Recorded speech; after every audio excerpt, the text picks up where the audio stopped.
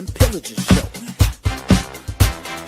This for Raiders, oh, for the nation chasing, oh, pillaging just for Sunday, oh,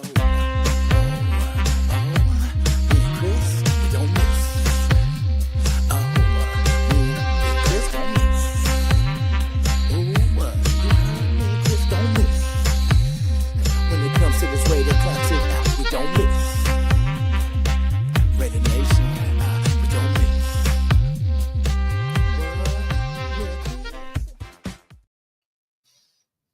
When it comes to this content, we don't miss. Good morning, Jason. Good morning, Chris for Raiders. How you feeling? Feeling good, man. This is one of the Sundays that we will suffer through that will not have anything going on, but it will be one of the last. The last Sunday. The last Sunday we had to suffer for waiting for Raider football. Yeah. Hey, got a couple in the chat. Let's say, hey, Raider Ryan's here. Hey, Raider Ryan, how you doing? Double R. And our boy Robert Pena's in the building. What's up, Robert Pena? The president. Mr. Pena, what's up? Yeah, so, you know, we're almost there. Almost. So we Almost. on the doorstep. We almost there. And like I watched Mr. 805 today. He was saying the same thing. But before we know it, the season's over. You know, we waiting all this time and then they start playing and it's over, which I hate the most. But almost there. I just can't wait to see what we have. Yeah, And that's Robert Payne said, no Wilkins talk. We're going to briefly discuss it, but we're not going to talk about it in details. You know, we know what's going on with him. You know, it is what it is, and we just have to wait and see what happens. But yeah, we're going to talk about this a little bit. Yeah, this is the quiet before the storm, I like to call it. Mm-hmm. Yeah, everybody getting ready. You know, this is time to get that mindset ready. You either in or out. You know, this is time to buy in. If you feeling like this ain't what you want to do or where you want to be, then you know, there's people that are hungry, ready to take your place. So yeah, they got together. It's called competing. Now you got the word Pete in there too. It's called like, do you want this job or not? Because if you can't perform, you can go sit on a bench or you can walk out the door. Because Pete's not taking no nonsense this year. He's not going for the BS that we haven't did a couple of years in my chairs, you know, being on a flat tire. He's not going to go for that nonsense. You know, no nonsense football. Do your job. It's your job to rush the quarterback, then rush the quarterback. It's your job to tackle. Mm-hmm.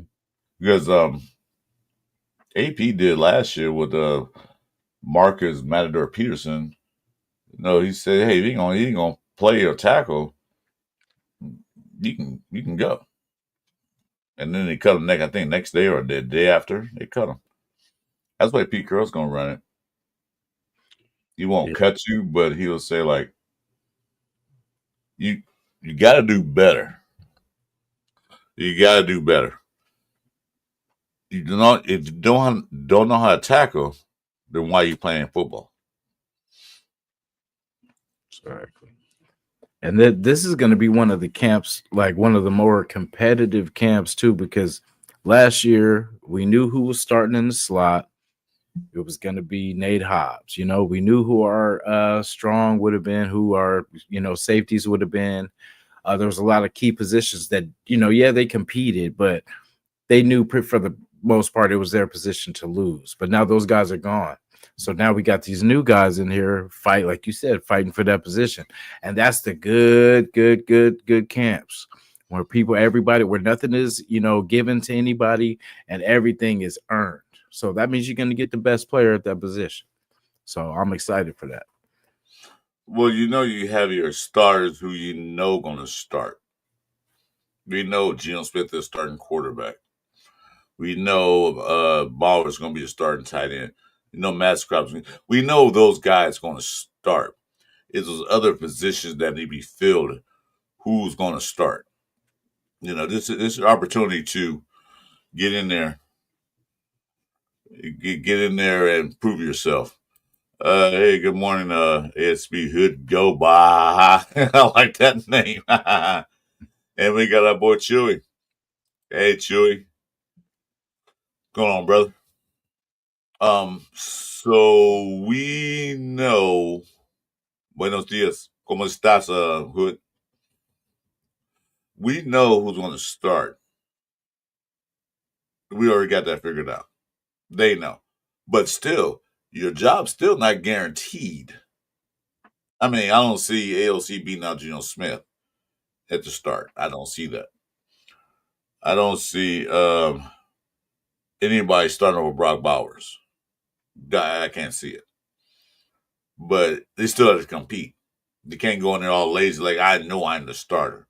Because Pete Carroll didn't play that at both college and pros when he was a head coach. And hats off. We haven't been desperate. As much as the Raider Nation, we've been calling for every free agent, every trade piece that's available, every top tier, position at every position. We, have wanted everything, but our regime has stayed patient. Still got a little change left. And we're doing the right thing. And because I remember when we first started making moves, we were like, man, why are we taking so long? We're not getting this. This person's available, that person's. How come we're not doing that? And slowly but surely, they put together a good roster. We don't know what it's going to be until we see it, until they start practicing. Until we see Raiders are bringing in this player for a visit, this player, working out this player, we're going to start hearing that. And that's what I'm excited for, because that's where they're going to see what they have. And we know Pete's going to instantly make the changes necessary. Because if you see the same player making the same mistakes over and over again, that's not a good thing. And he's probably not going to be there at that position for long, so. Yeah. I mean, like I say, you want competition. Just because you started last year don't mean you're going to start this year. Like I said, we know it's going to start, but Pete's going to Pete's going to have these guys push each other, on every aspect of the game. Even Geno Smith is going to get pushed. Bowers will be pushed. I mean, they're going to be pushed like, okay, did good last year. Let's do better this year. Let's get those yards, the rushing attempts, not rushing attempts, but rushing average yards up. Because all my history of knowing the Raiders, I've never known the Raiders be in dead last in rushing. Dead last.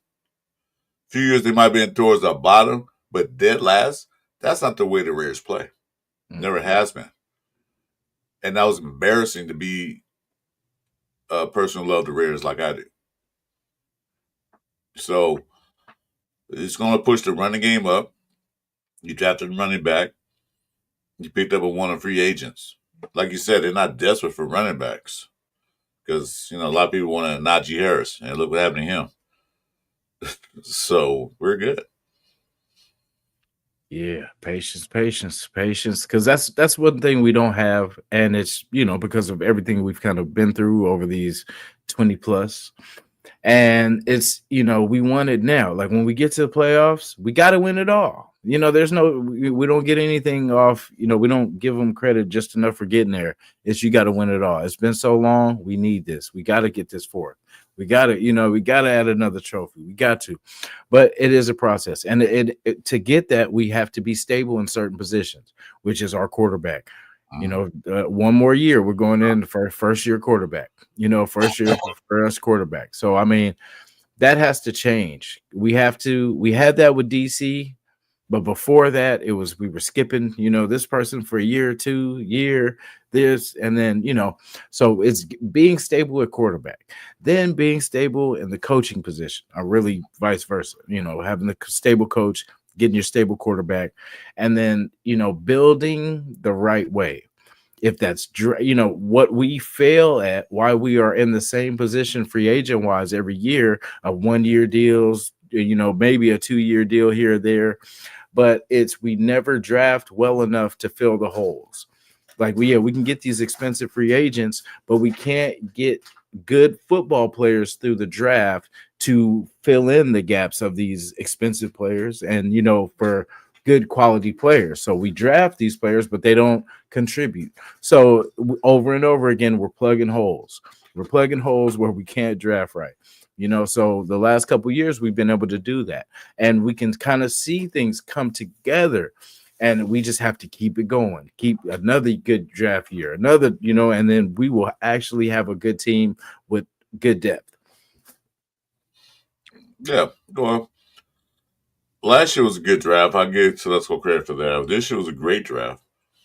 But the thing is that you can draft all these players and not, draft the players, but also got to develop them. You got to get them to develop. You get these young players. Some players come out of college ready to play pro. Not many, but there are some players that can come straight out of college and play start. And those that can't start, sit them for a year. Let them learn behind the veterans. And like you said earlier, we wasn't desperate because we needed linebackers and cornerbacks and all that good stuff. But we wasn't desperate enough like we used to do and sign a veteran free agent and pay him all that money and then do anything for us, a la Marcus Matador Peterson. And that's why I like. Okay, you know what? We'll get these guys. We'll get another veteran that maybe didn't do good on that team, but make it do good on our team, and they can teach the young guys coming in the craft, the rules and crafts of the game. That's why I like Eric Stokes. I say Eric Stokes had a good year his rookie year, had a great year, and then he got hurt. But let's see how he do this year. Right now, he's slated to be the starting cornerback next to Porter. Mm-hmm. So we'll see. Yeah, and like you said, like going down the list, pretty locked in at quarterback, pretty locked in at running back. That's what I was gonna say. Speaking of wide receiver, locked in at tight end. But wide receiver, I was watching the interview that Thornton did about just him progressing and just how he kind of attacks, just getting better and stuff like that. Man, I'm actually impressed of his mentality. Like he's like, yeah, Okay, hold on. Sorry to cut you off. Robert Pena, oh man, sorry to hear that, man. I hope she's better. I hope she gets better, man. I know what a stroke is. I had a massive I had one too. But I hope she get better. My prayers out to you guys. Everybody say a prayer for Robert Pena's auntie. Yeah. She suffered massive strokes. Sorry to hear that, brother. Take care and keep us updated on that, please. Yeah. We'll see you later. Prayers. Yeah, I mean, because that was important. Yeah, no, for sure. Definitely. Yeah. Put the prayers, man, prayer hands in the chat. Everybody say a prayer to your Robert Pena's aunt. Yeah, definitely, man. It's the Raider family. Yep. Yeah. Yeah. So, about Thornton, just in his interview, he's very humble, and I like that he knows he's not that arrogant. That arrogant receiver. He's got the talent enough to be arrogant, but he's looking at it. This is an opportunity to learn, to grow, to get better. Like I have skills, and he understands. Oh yeah, I got you, bro. Yeah, we got you, man. We got you. We're Raider family, man. We look after each other. So yeah, make sure to take care of that. So keep us posted. Definitely. Yeah, like so he knows the journey, and he sounds like he's willing to take it on. So, I hope the best for him. I hope the best for everybody, of course, on our team. But I hope he can develop. And I just got a good feeling about him too. I'm glad we got Bech signed, but I'm very from what we're getting out of Thornton to be a later pick is special. It's kind of like the Max. We picked, I think it was Cleveland, and then we ended up getting Max later on, but it should have, probably should have been flipped. But yeah. Well, the draft is the roll of the dice. Sometimes you roll a good pair, and then sometimes you crap out. But you have to do your research. You have to look into the guy. I think. Hold on, man. I think that. Give me a second. Okay. This phone's ringing. I think that the Raiders, with Spytag and his staff, they did a lot of research, and a lot of studying on some of the players. They asked Pete Carroll, they asked Chip Kelly, they asked Patrick Graham, and Pete Carroll also probably watched the games too. I know we're lacking. Ask those guys, what type, what style, and what mentality do you want on your defense, offense, or special teams? And they put the input in. Spytag said, "I got you. Let's go get them." That's why this draft, last draft, was like really good, top to bottom, from number 1 to 7. Any one of those guys can start. The way I look at it. They took care of each individual need. I like that. And remember how we talked about doubling up too? Wide receiver. If we get 2 wide receivers out of this thing, we get 2 running backs out of this, we're good. But we got everything out of this. You know, we could have got more. We could have got, but the way, like you said, the way things shake out. Look how the Browns situation with the running back with Judkins, how that worked out. You know, just different, like you said, with from Pittsburgh, the running back, he got hurt.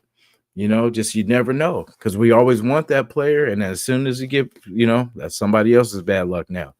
So, well, one thing is this: injuries happen, and nothing can be due to prevent. Well, there's some preventive measures, but things happen. They just happen as part of life. But hitting on your woman, that's preventive. You don't have to do that. You know, I don't know what they're arguing about. I don't know what happened on details. That's their business and their business alone. But you don't have to do that. You know, you can prevent all that. And the bad news for him is that the Cleveland Browns didn't even sign him yet. He's still not even on the contract. So Cleveland Browns say, hell no, we're going to pay you anything. That was a poor judgment on his behalf. That was poor character study for Cleveland Brown. So that's their fault. Hey, salute Gravy. Hey, well, I'm sending you messages, man. We want you to come on a show one day, so let me know. We've been asking you. You don't respond back, but anyway. Salute Gravy. You want to sing Gravy? You can come if you want. Gravy, you want to come into the show? I'm fine with that. How about you, Jason? I think Jason froze. Hey, Gravy, give me a thumbs up if you want to come to the show. I'll send you a link. Yeah, no problem with that. But anyway, we definitely dodged a bullet with Junkins. I wanted Henderson instead of Junkins, but we got Genty, so I'm good with that too. We get that running game going. Get more than 2.8 yards a carry, not come dead last in rushing. So we'll see how it goes. As long as the old line can block for him. Then you got Gino's making that play action pass. What's up, MSF 8400? Welcome to the show. Put me in, coach. Jason froze. Got probably restart his computer.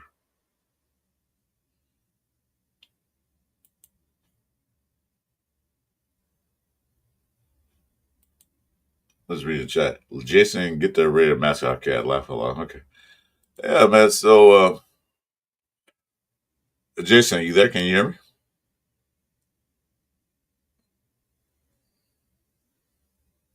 Frozen in time. He's so excited he froze.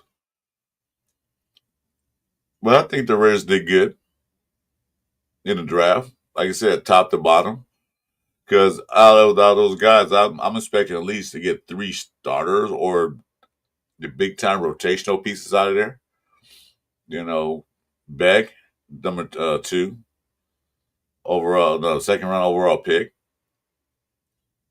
The second round pick. He's a more of a Jacoby Myers kind of type player. So he can come on certain situations. The thing is that we got options now. We didn't have options before because we had to go what we had, which was pretty much the bottom of the barrel. Paying these guys all this money and they don't perform. I think we're done with that. I think we're over that. Getting these big ass contracts for no reason.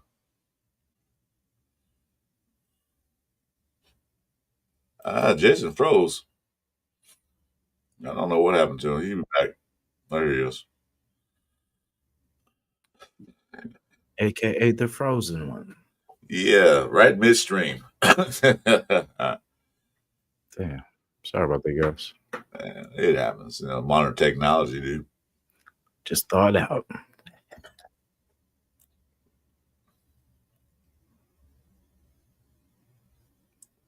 Oh, so as we were saying, do you remember what you were saying? Because you were saying something.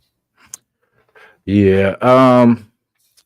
Just the Thornton, Bech. Who's gonna step up out of the Trey Tucker? Will he even make it? Will Tucker make it? Trey Tucker will make the team. Because now you got not only one speed demon, you got two speed demons. Could you imagine putting both of the guys on the outside in a set series, and they got ballers right there? Yeah. And with defense, and then you got Gigi in the back too. Can you imagine what defense like? Damn. With Geno's arm too. You got three robberies except you got Tucker outside, you got Thornton out the other side. And then you got either Bech or Myers, and then Bowers. Defense is going to be like stunned. They're like, are they going to run a skinny post? They're going to run a go route, or what are they going to do? Because Geno Smith's the most accurate quarterback, 20 yards, over 20 yards. So they can stretch the field. They can run out, and then Geno Smith can go and just hand the ball to Genti, and then Genti's gone. Because they can't load the box no more. What that said, they can't put 8 on line of scrimmage to stop Genti. They can't. The linebackers got to watch Bowers, who's there too. Watch he don't go up the middle. So they can't. So basically, it's a 4-man guy. 4 men gonna try to rush Geno, and Geno just hand off to to Genti, and he's scatting for like 15, 20 yards. Or possibly break one. So my cat wants to say hello to everybody. We got the Raider cat up there. Put your hands down. You're not under arrest. Put your hands down. You're free to go, sir. You're free to go. He was waiting for season start. He was like, "I can't wait." He's all, "Ooh." He can sit on Daddy's lap and watch the games. Hell yeah. Yeah, it's gonna be a crazy season, man. I'm gonna have some more gray hairs, guaranteed by the end of this season.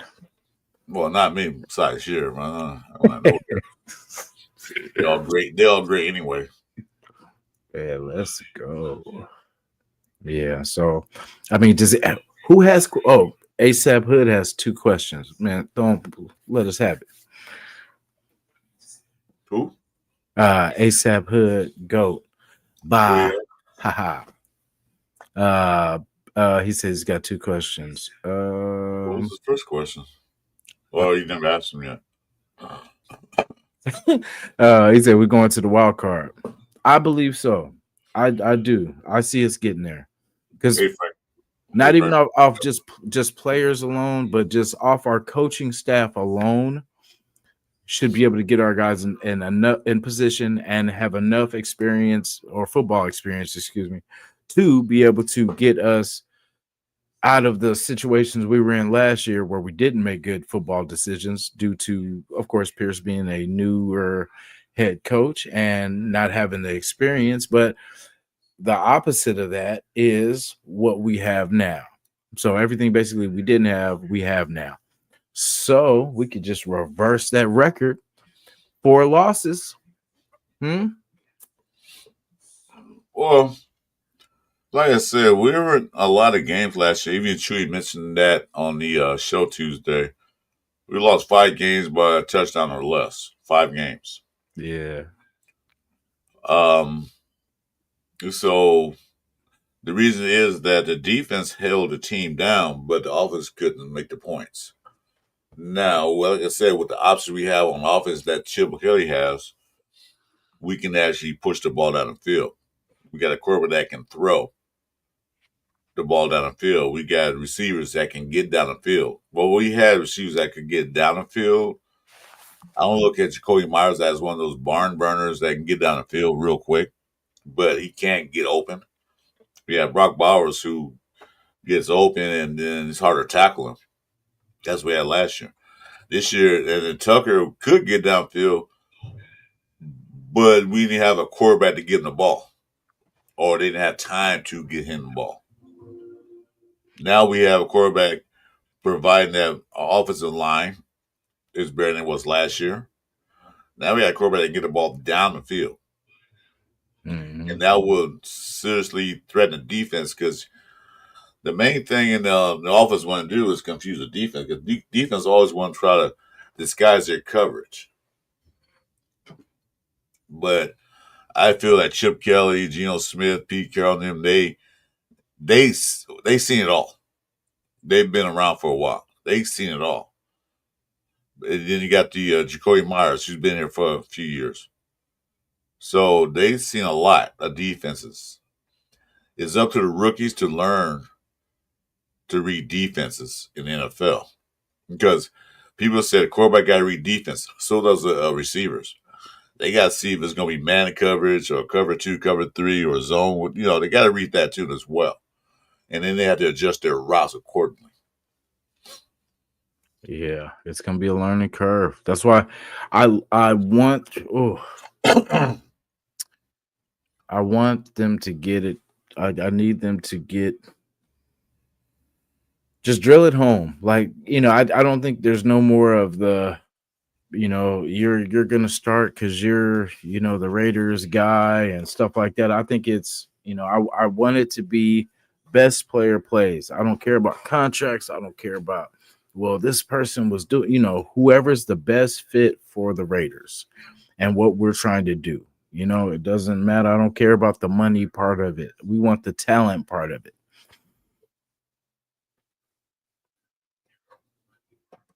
Yeah, well, your trash channel comment is, man, okay, how crazy to be a Raider fan? Well, it's not crazy at all. You have a certain mindset. Davis finally brings in a decent coach, only to follow up by a bad quarterback. Why did you say he's bad? So I don't get it. The dude won 10 some games with a bad offensive line. And, he's a proven winner. 30 wins in 3 seasons. Yeah. Okay. Compared to what we had, he's not bad at all.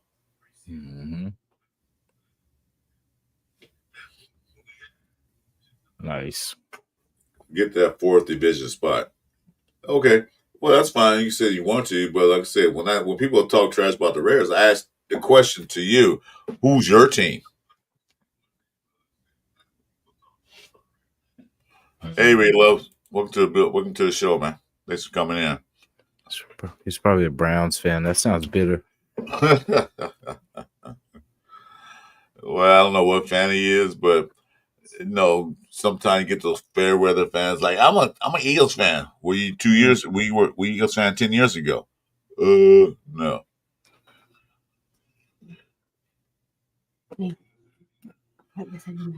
Well, you trash channel. You come here talking trash. I guess that's why you call it trash channel. Geno ain't taking the Raiders anyway. You don't know that. You haven't seen him play for the Raiders yet. We don't know what he's going to do. He might take him to all the way to the top, or he might not. We don't know. That's what we went on to see. Okay? So, I don't compare. Any new quarterback or any new player come from another team didn't do that well with a team or did do well with a team, don't mean they're going to do good with the team they're on now. Because like I said, players play in certain system well. Some cornerbacks, for example, play zone really well, but they can't play press man, and vice versa. Some guys play press man absolutely outstanding, but have a problem with zone. So it depends on what system they're playing. I just have to ask a quick question. Trash Channel 1970. So is Jordan Love the answer? Hey, Panda, welcome to the show, brother.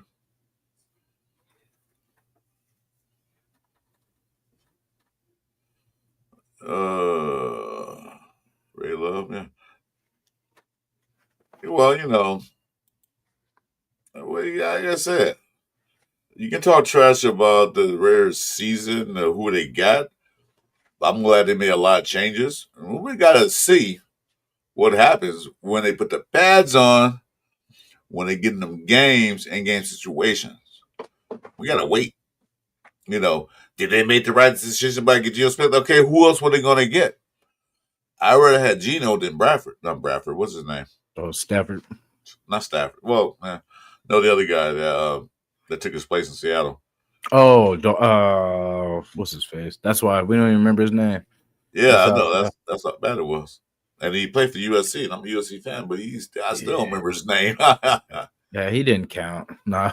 Damn. Darnold? Was it Sam Darnold? I keep saying, Sam Darnold. Yeah. But I really had Geno Smith than him because Geno Smith proved himself for a few years. Darnold had that one good year in Minnesota because of the coach and the offensive coordinator. Plus, they had those great receivers. So yeah, he gonna look good. He said love is the answer for now. Well, Geno is the answer for now. It's kind of the same thing. Unless you're Joe Burrows or Patrick Mahomes or Josh Allen or a Lamar Jackson, we're just the rest of them. Our quarterbacks are just the rest. But I mean, Geno has potential though. That's the thing. Like he gives us you notice we haven't been hearing anyone crying about getting a mobile quarterback, because he is able. He is more able than, Aiden was, able to move around. And I think he's more mobile than the lies that we were sold on how mobile Minshew was. So, he has a strong arm. He has the capabilities. And if he did that with them, sorry, Seahawks, excuse me, sorry, but if he did it with the Seahawks and he did it in a pretty good division with going against the Niners twice, going against LA twice, it's a place where he was challenged, and he's going to come to a division in the AFC West where he's going to be challenged. And I don't know. I have faith that we're damn sure going to win more than 4 games, and he's damn sure not going to be the one to throw sideways interceptions and fumble and all the stuff that basically we had going on last year. Last year was a train wreck. You know what I'm saying? So it wasn't like, but there were certain people that were the blame for this, and there was a lot of people to blame, but there were certain people that whoever holds the ball and is responsible for the ball, you're responsible for the ball. Quarterback, you're responsible for keeping the ball on the good guy's side, on our side.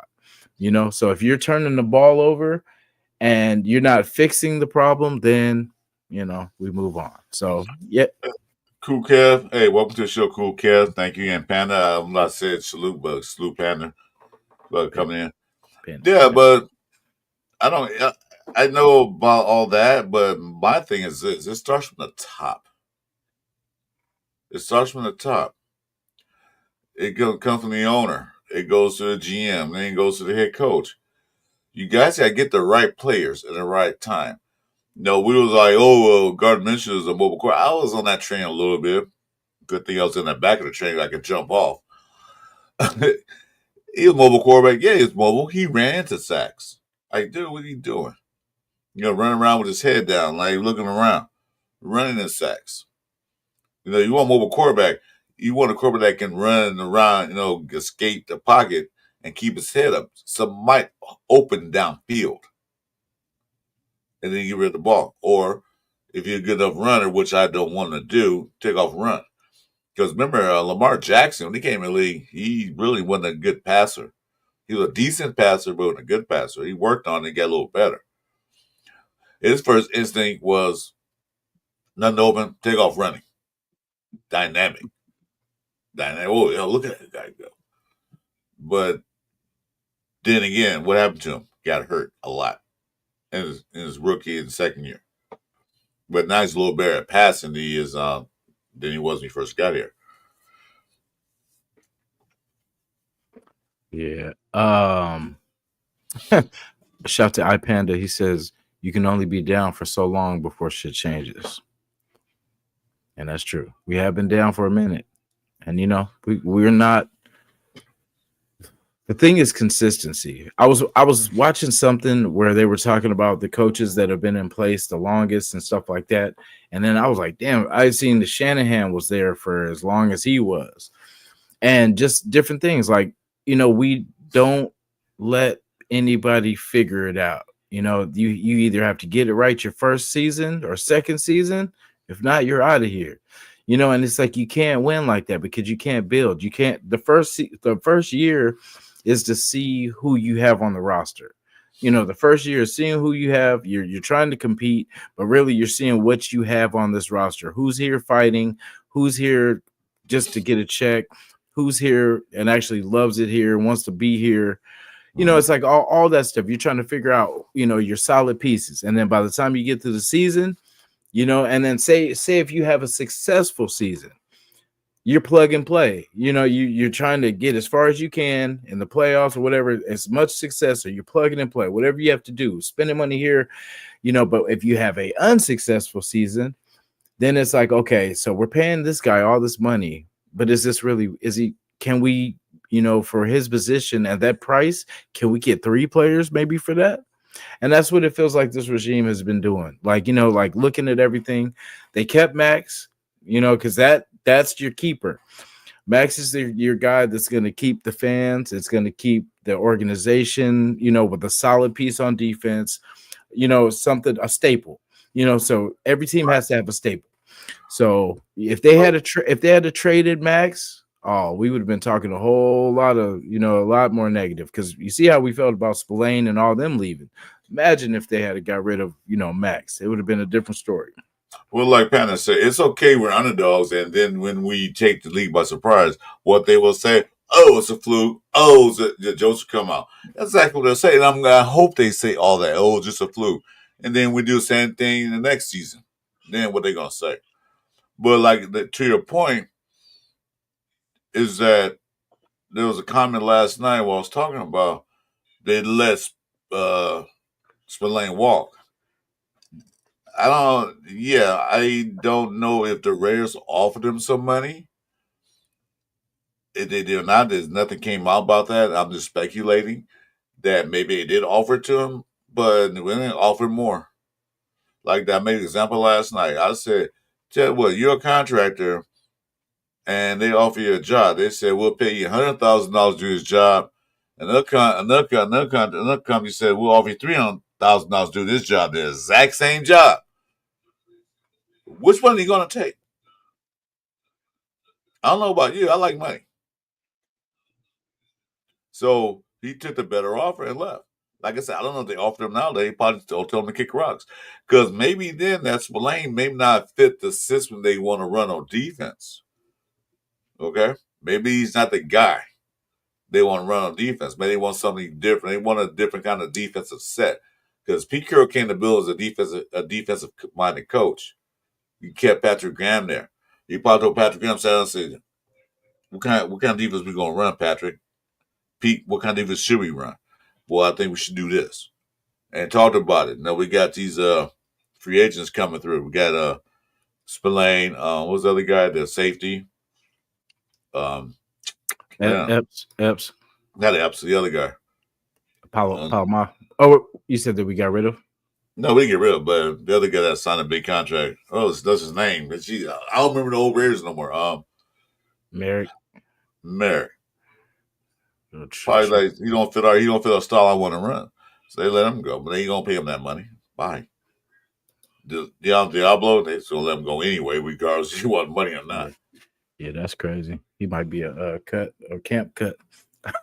Yeah, so now they paying a lot of money now. I don't think they're gonna cut him. Oh, from Raiders, yeah. I think he plays for Atlanta now, or playing for Simon Atlanta. Mm-hmm. But they say, yeah, no, we can do better, and that's what I like. Pete Carroll's philosophy: we can do better. And like we said, go back. What was it? Shout to Alpha One.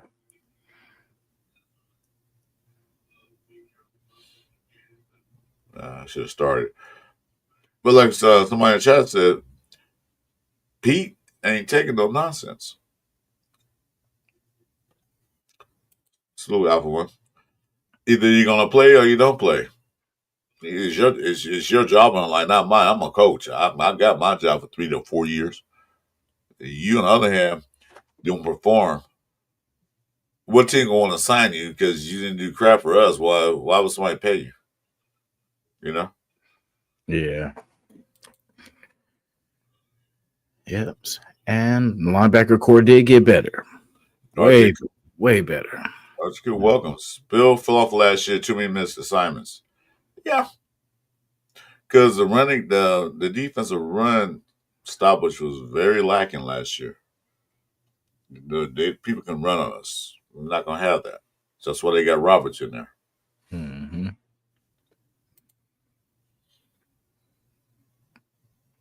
We'll see. Damn. Yeah, I agree with you. I thought Gruden would be away. I know McDummy wouldn't be because that hire was. I was pissed off. Like, why we bring this dude in? You saw what we did for Denver. So why change? No, yeah, you changed for the worse. You can get better. It got worse. Yeah. Yep. Shout out for one too. He does.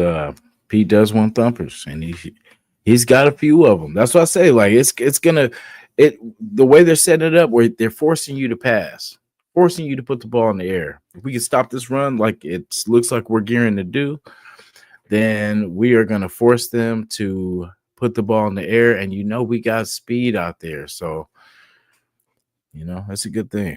It's a good thing going. Sorry. Well, now we're not one dimensional. We had to pass, and teams knew that because we couldn't run the ball with Zamir White out there. We couldn't run the ball. Our blocking was not good. So, like I said, I hope Genty is what we expect him to be. I hope he can at least get more than 2.8 yards a carry. Mixed in with Mozart Mm-hmm. and maybe McCormick. Hopefully, he can stay healthy because those are 3 top running backs right there. Genty, Mozart, and then McCormick. Those are 3 running backs as it stands now. They could change, but hope we can get a running game going so Geno Smith can do a play action and do what we need to do. Because once you're one-dimensional, defense just sit there, pin the airbacks, and they're going to pass. They have to pass. They can't run. So, and they can do the 8-man front or the not 8-man front. They can blitz, But now they can't. They can't take that chance on Thornton being out there with Tucker or Bech or Myers or any other receiver they keep. They can't take that chance. You got Brock Bowers go up the middle or the sidelines and just run over people. Mayer, hopefully he steps up and do the exact same thing. So now defenses can't just like pinning ears back, say, run a pass. Because what was last year?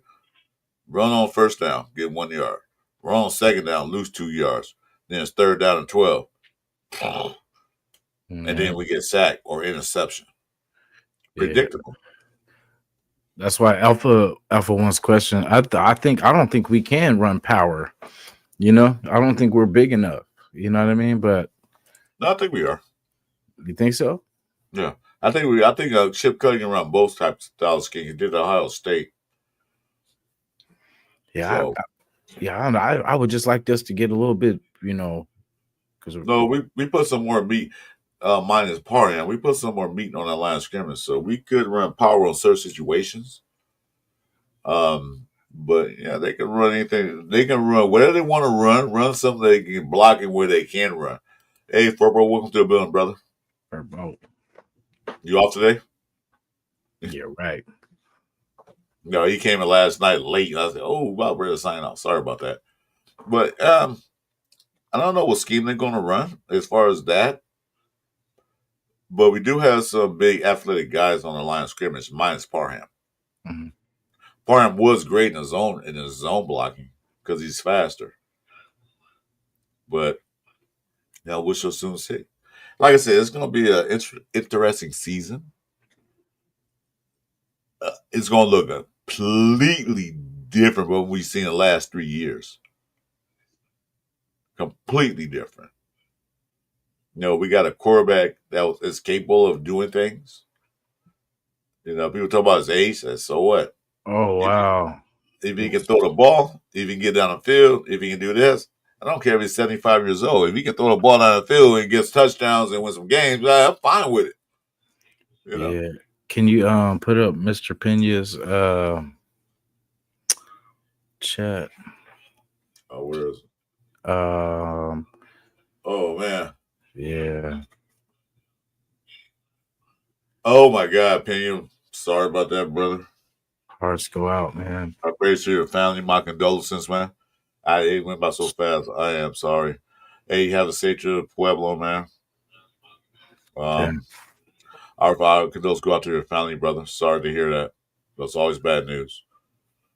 Definitely condolences, and prayers to your family. And safe travels. Be safe, man. Definitely safe travels. I know that's a lot on your mind, brother, but I'm sorry to hear that, man. Definitely, Lord, bring healing. Yeah. Oh my God. All right, man. Pena, sorry to hear that, bro. All right. Yeah, tell the nation to send our condolences, man. Definitely, man. Put those prayer hands in the chat for us, please. Yeah, please put our hands in the chat. So everybody see it, already send their condolences, man. Already. Yeah.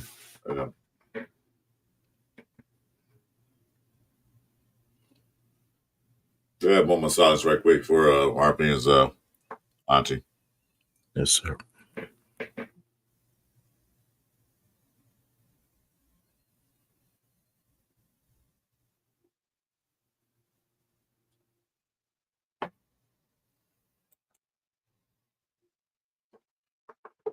That's for you, RPN. Yes, sir. Salute, sir. Let us know if you need anything.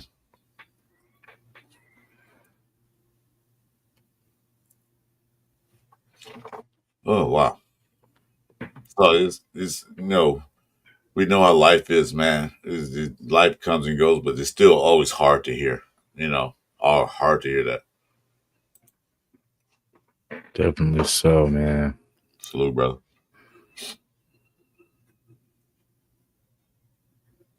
So I definitely hug your loved ones, man. Hug you, the closest people to you, the ones that have been there for you. Yep. You just never know. Never know.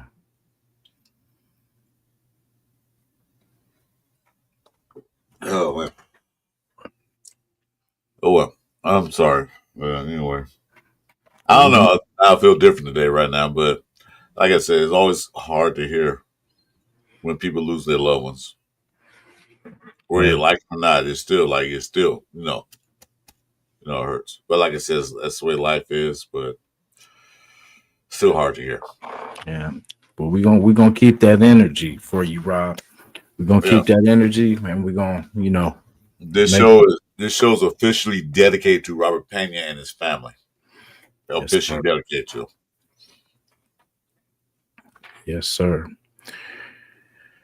And this season will be special. You know what I'm saying? I know we talk about it every year being, this is the year and all this stuff, but this feels special.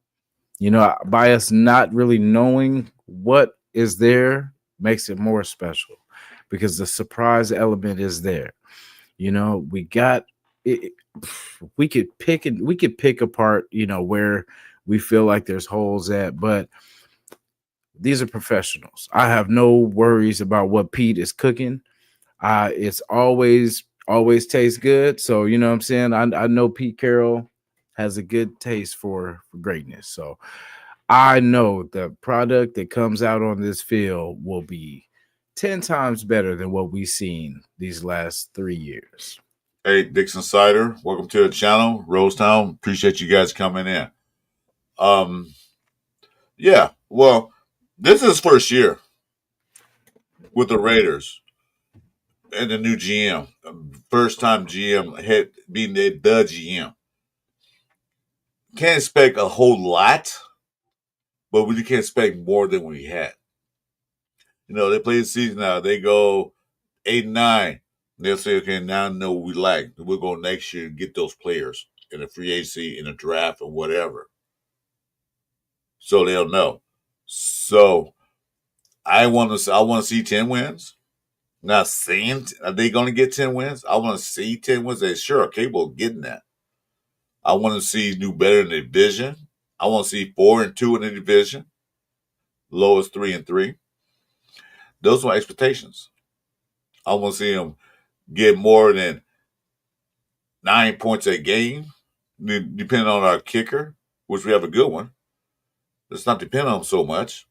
Let's not have our kicker and punter on a field more than the offense is. You know what I mean? Why they get more playing time than the offense? Because the offense up. We're terrible. So, this year's like not a prove year. This year's like we're building something. Keep the head coach. Keep the coaching staff that are doing things. So, that's what I'm expecting. Sorry to say 8 wins. Yeah, I'd go for minimum 8 wins, but I want to see more. But yeah, if they get 8 wins, that means they improved. They won twice as many games they did last year. Yeah, I wish I could say that I want eight wins, but I want 10.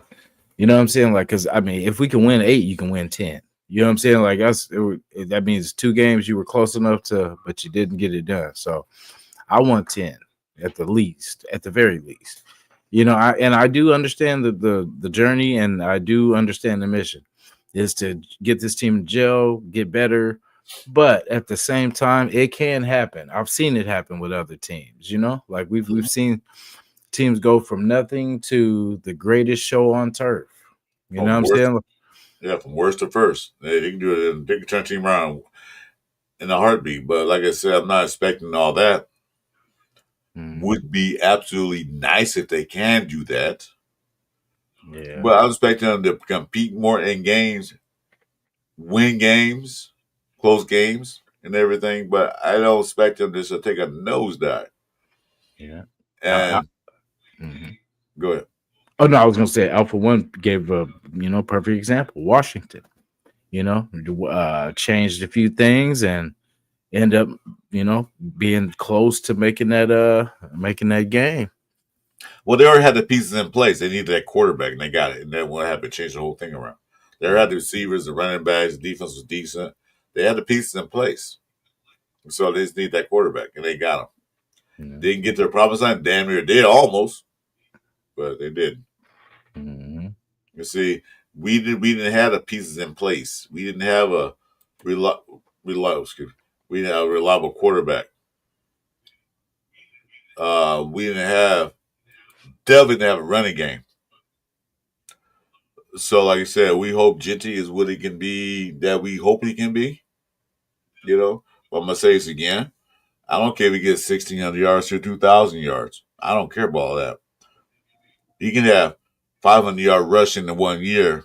I'm just saying, don't get me wrong. I'm not saying that's what he'll get.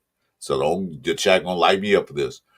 I don't care if he gets 500 yards the whole season, but if he has like 12 touchdowns, I'm happy with that. You know what I mean? I'm happy with that. But I know he'll get more than 5. He probably get 500 yards in probably his first 3 games. But I'm happy get those touchdowns because, yeah, I'll rush 2,000 something yards this season. How many touchdowns I get? 2. Sheesh. How's that help the team out? You got great stats, but getting 2 touchdowns? Come on. No. That's not gonna work. That doesn't work for me.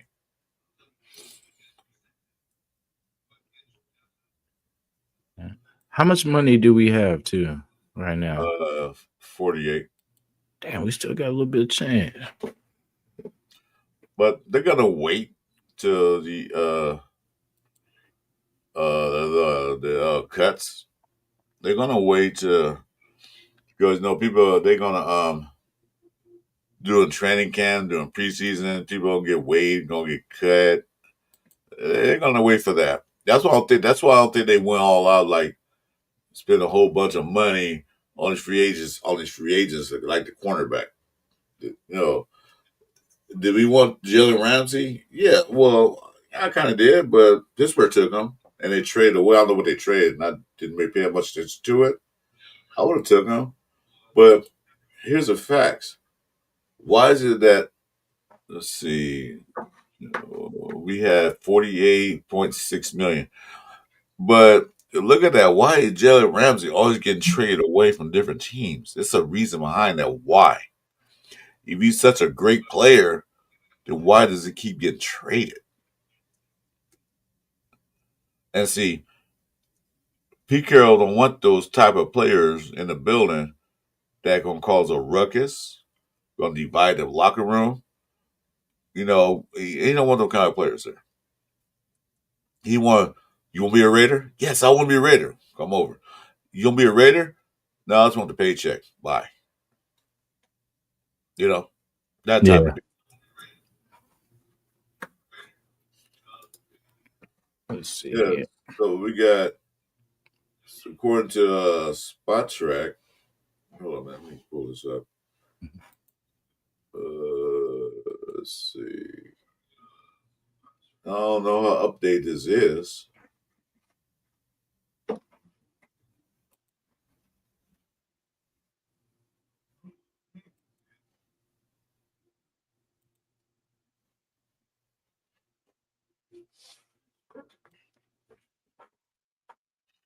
I don't know how updated this is. Spot Track's usually updated like once a week. So you see the money we got right now. Mm-hmm. All right. And then you see at the bottom. Let me do this. There we go. We got like 15,000 receivers. And you see that Bech did sign for 1.3, 2 million to next few years. So he got his money, which I knew he was going to do. So, I mean, we have money, which I'm glad we do have money. Because, like I said, when some of these guys get cut, and they will, some guys will, because some vets will get cut. In the course of the preseason and training camp, they will get cut. And then the Raiders can jump in and say, "You've been cut. You're a free agent. We'll give you this. Come on, play for us." A 1 2 year deal. And if all else fails, a 1 year deal, 2 year deal, we can like, all right, well, you didn't work out. Bye.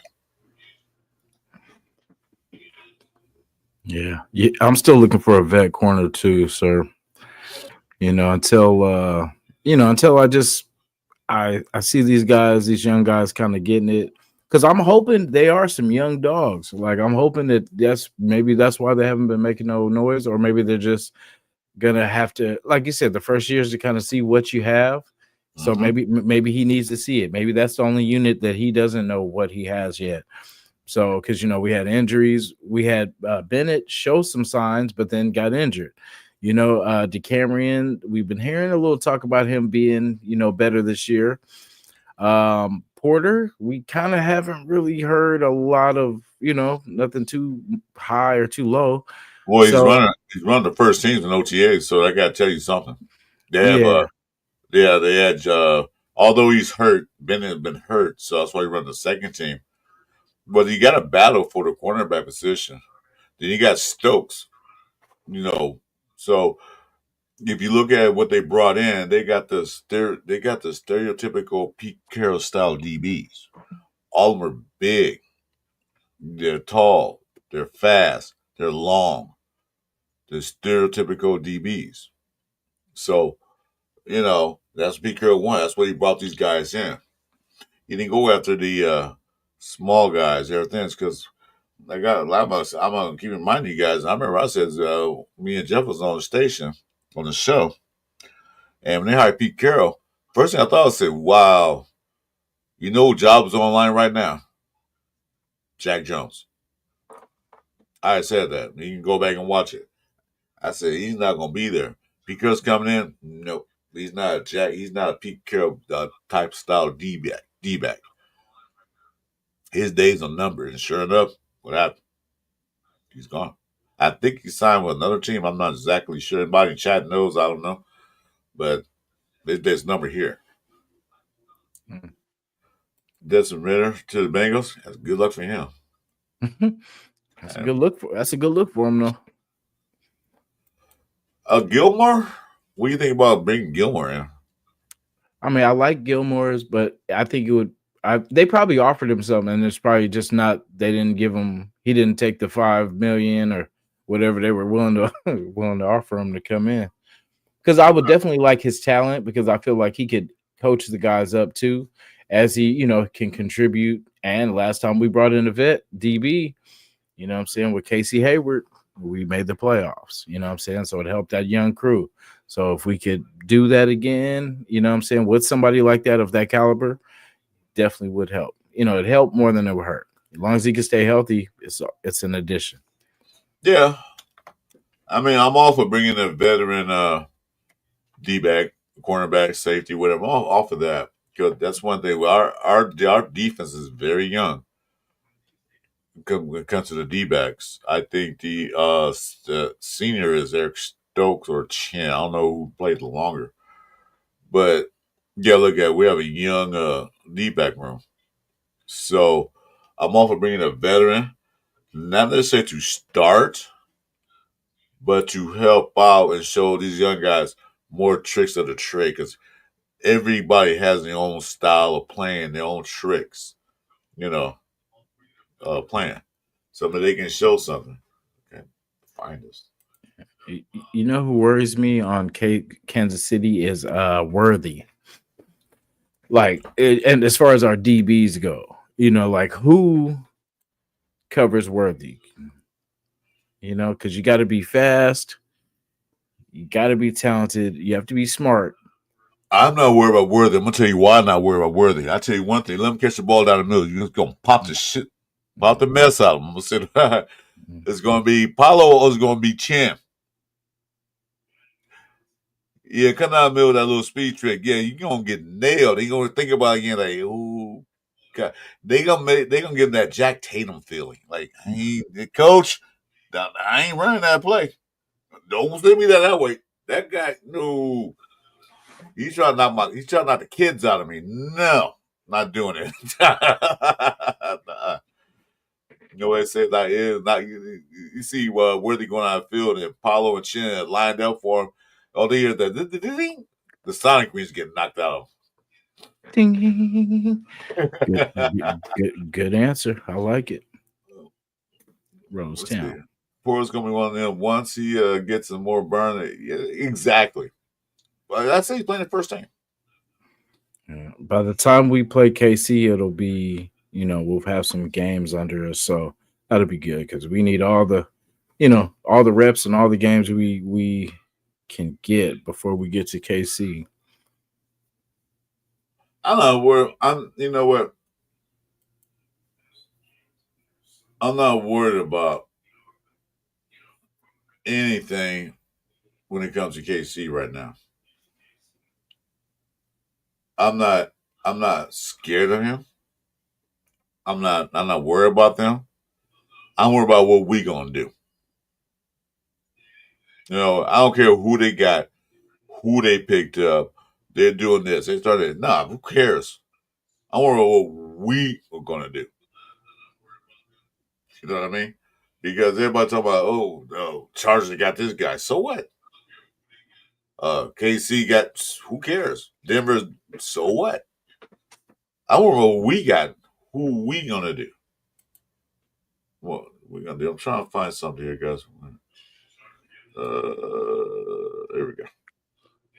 Let's see. I'm looking for D-backs that's not signing anybody yet. But they got like 1,000 receivers, man, that's unsigned. So I think we're gun receivers. Come on. Because Damn, they got a lot of phrases out there. I look at so Cooper went to what was it, the Bills last year? He was with Josh Allen. Amari Cooper, yeah. Yeah, and I kind of had a quiet year there too, so I don't know. But I think he was coming off injury though, yeah.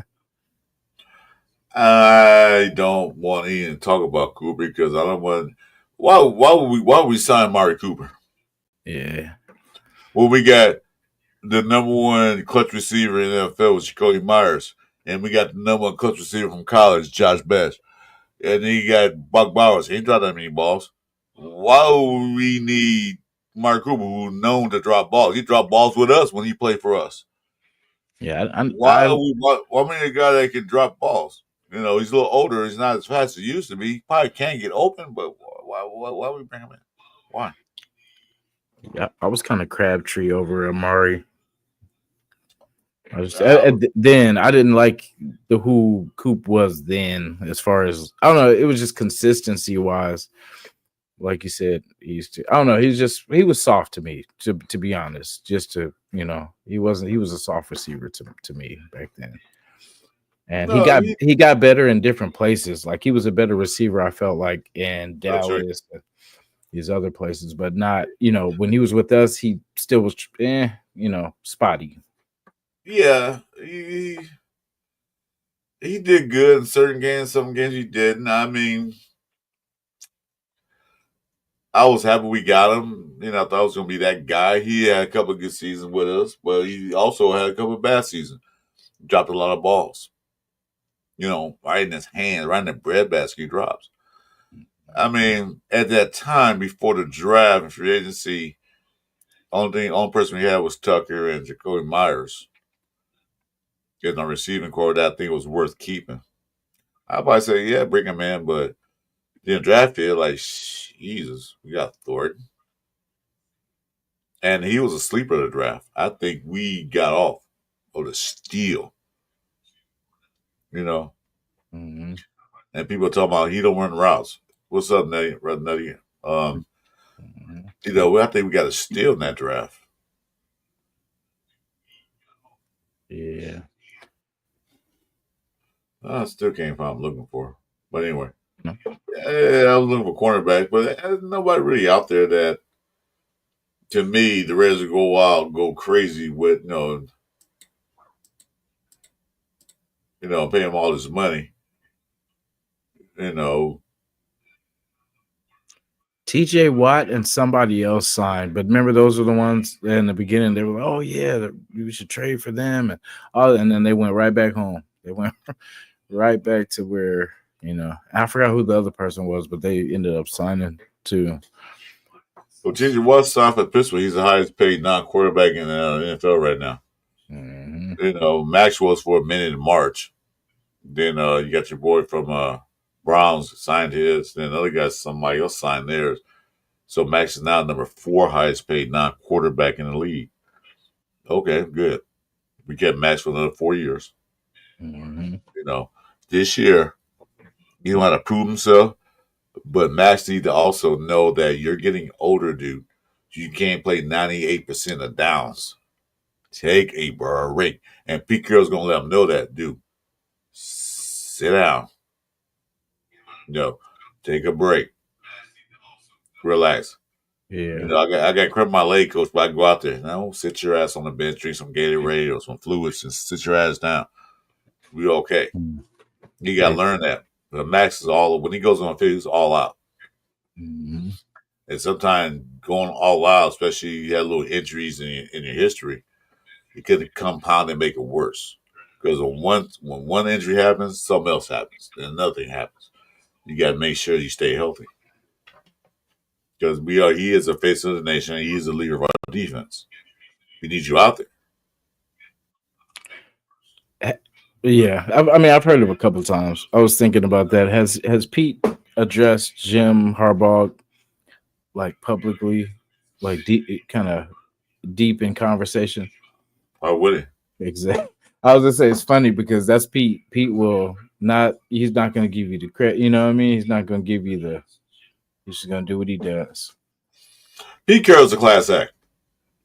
He's not going. He's not getting a word battle with anybody. If somebody says about it, say, well, that's his opinion, and leave it alone. Mm. Pete's a no nonsense coach. When Pete Carroll make a mistake, he admits it. When he make good calls, good plays, he gives credit to not himself. That's say I called a good play. No, he said that team performed that play to perfection. My team did. My team, our team. Those guys on the field that did it. Not me coaching, the guys on the field. That's what Pete Carroll's character is. And see, depending on our success this year, win so many games or we in games, watch what happens the following year. You won't have players want to come here now. When McDermott was in charge, and no players want to come here except only but his flunkies like that Brian Hoyer and Garoppolo, his flunkies. Nobody wanted to come here. That'll pay Chandler Jones out the yin yang to get him here. And when he saw how that worked out. But watch what happens. People are going to want to play with Pete Carroll because he's a proven winning coach. He's a fun guy.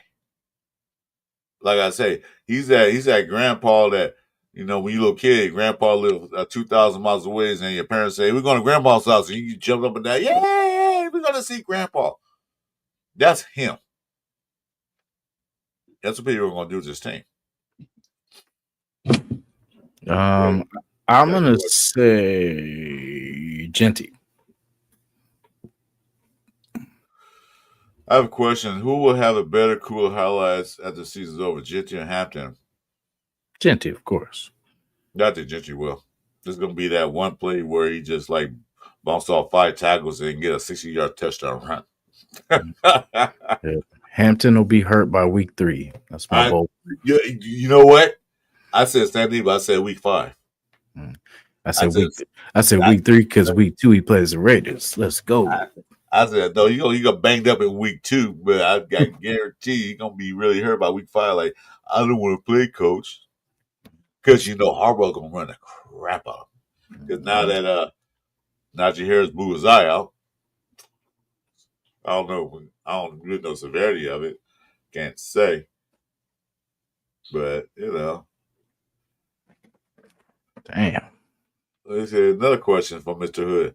Who will have the longest run? Genty will have a 70-yard, and Hampton will have a 80 or 90-yard touchdowns without a line. No. Nah, I don't know about that. But I tell you one thing, it doesn't matter. Because I want to see you score more touchdowns. Who has a better yards per carry average? And they might get 3.9 yards a carry and rush for, let's say, 180 yards that game. But you got to do it 30, 40 times to get there. Genty might have 4.3 yards a carry and get 180 yards too, but he only rushed 20 times. Yeah. So look at that. That's what I'm looking at. Yeah. We just need to run the ball and run it effectively. Because that's the thing, Genty, I still just worry. I mean, I know Genty has the talent. I just hope that our line stays together and healthy and gets better than last year. Because that's the key. He can't run if we can't block. So that's what I say. That's why I just worry about the line. Because I know we got the talent. We got the pieces. But can they protect long enough for them to be useful? Well, it comes down to the coaching staff. I remember last year, our coaching staff was simply completely I've seen high school coaching staffs better than what we did last year, and I'm sorry to say, but yeah, I'm talking about the head coach. I'm talking about the offensive line coach, those guys, and everything else. AP did one thing that was true, that was good. That one of the things he did was good. It took too long to do it, but he fired the offensive coordinator, the line coach, and all that stuff. It took too long to do it. Should have did that weeks before when we was on that 10 game slide. Now we got better equipped coaching staff. You got facility still there. He's no longer the line coach. He was put in a position because we fired ours, so he took that position. But now he's the assistant offensive coordinator, I think. Not offensive coordinator. I don't know what his title is. But he's there to oversee all of that. The line, the backs, the receivers, the quarterback. He's there to oversee every aspect of the game because Pete Carroll's son is now the offensive line coach. So we got people watching. It's like a check and balance. I'm gonna give you advice. Put this guy over here. Type of situation. Take part of him out, put him instead, and see how it works. That type of position. And we didn't have it last year. We had one guy who did like, I'm putting this guy in. And the coach said, okay. And then with McDermott was there, my way or no way. Mm-hmm. You can't run a successful business like that. You can't run anything like that when it's one person, everything goes to one person say, because Jason, you have an opinion about some things. I have an opinion about some things. Put them together, and then we can say, compare and contrast, like, see, what do you think is better? This is like our show, design of our new show Tuesdays. Make sure you guys stay and watch this show Tuesday. Me, Jason, and Chewy. Got to put a plug out there. Our start time might be different, but stay tuned. Hit the notifications. Make sure you subscribe to Radio Nation Jason. Make sure you subscribe to Christopher Rares, and make sure you start our boy Chewy and podcast. He's in the building with us right now. But make sure you stay tuned. I think our time we got to collaborate. Chewy, when our show is finished, I'm going to send you a link. I want you to join us. We got to talk about some things if you're not busy. But yeah. Yeah, I mean, we will do better. I'm looking forward to the training camp. I'm more looking forward. I never watched preseason games. I don't know about you, Jason, but I never really watched preseason games. Like, it's just preseason. AOC brought me the love of preseason again. But this year, I can't wait to see what we got. Mm-hmm. We're going to put those guys out there. Yeah. You're going to see the rookies play. The second year guys going to play. Most of them. Brock Bowers probably won't get there. Probably won't get that many. He might go out there, won't get that much. McCormick will play in preseason. I guarantee you that. Because he got to prove himself again. And stay healthy.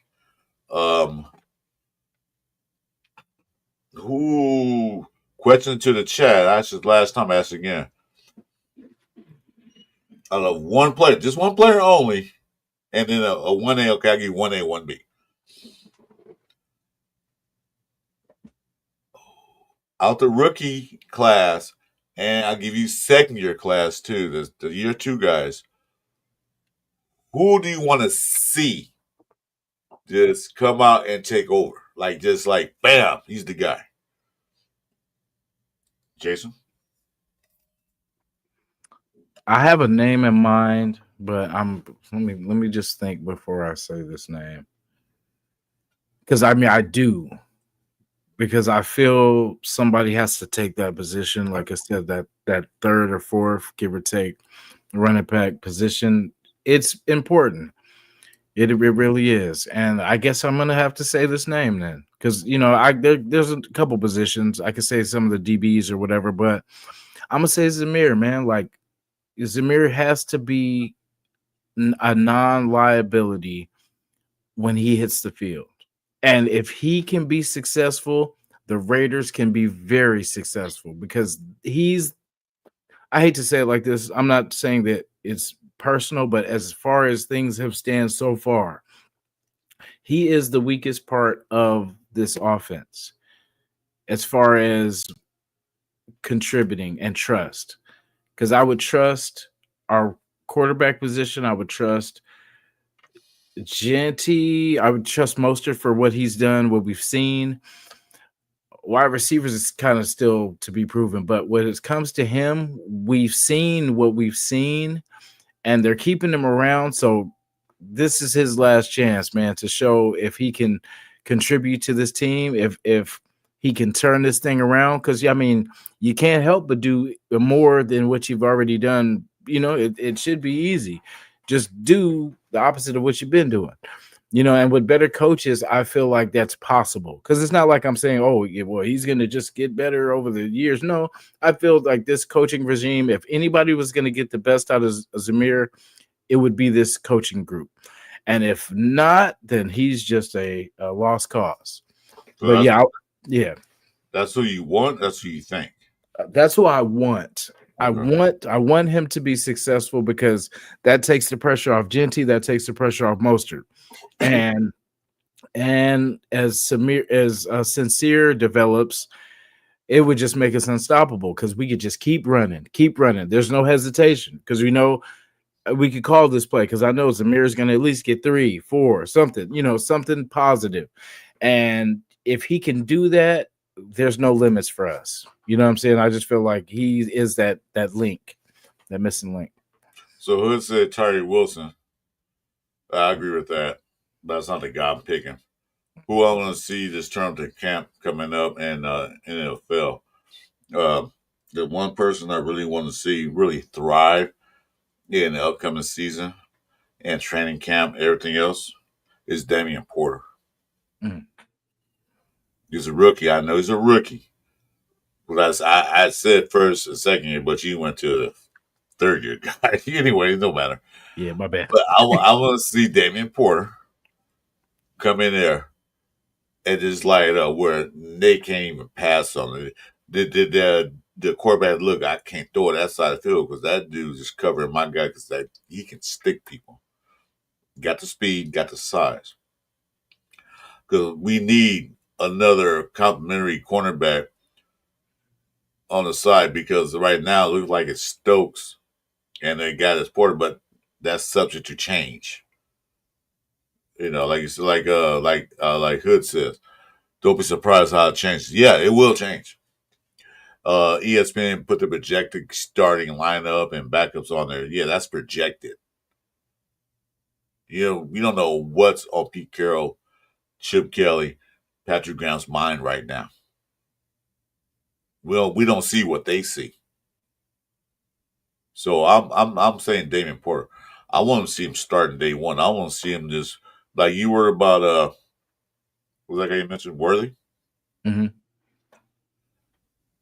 Damian Porter has the speed to keep up with him. And plus, he's bigger than Worthy. Worthy's not that tall. Yeah. And like I said, Worthy catch the ball in the middle, guess who's there? And you saw Chin up close and personal. Dude is not little at all. Imagine Chin coming down full speed and clocking you. Crushed. You don't go to the doctor and say, I'm sorry, Worthy, but you no longer can have kids anymore. Worthy's originals. Worthy's originals. You are done. Yeah. It's a good point. He'll make some good points here. The thing is with Tyree Wilson, he's a top 10 first round pick. He should have been double digit.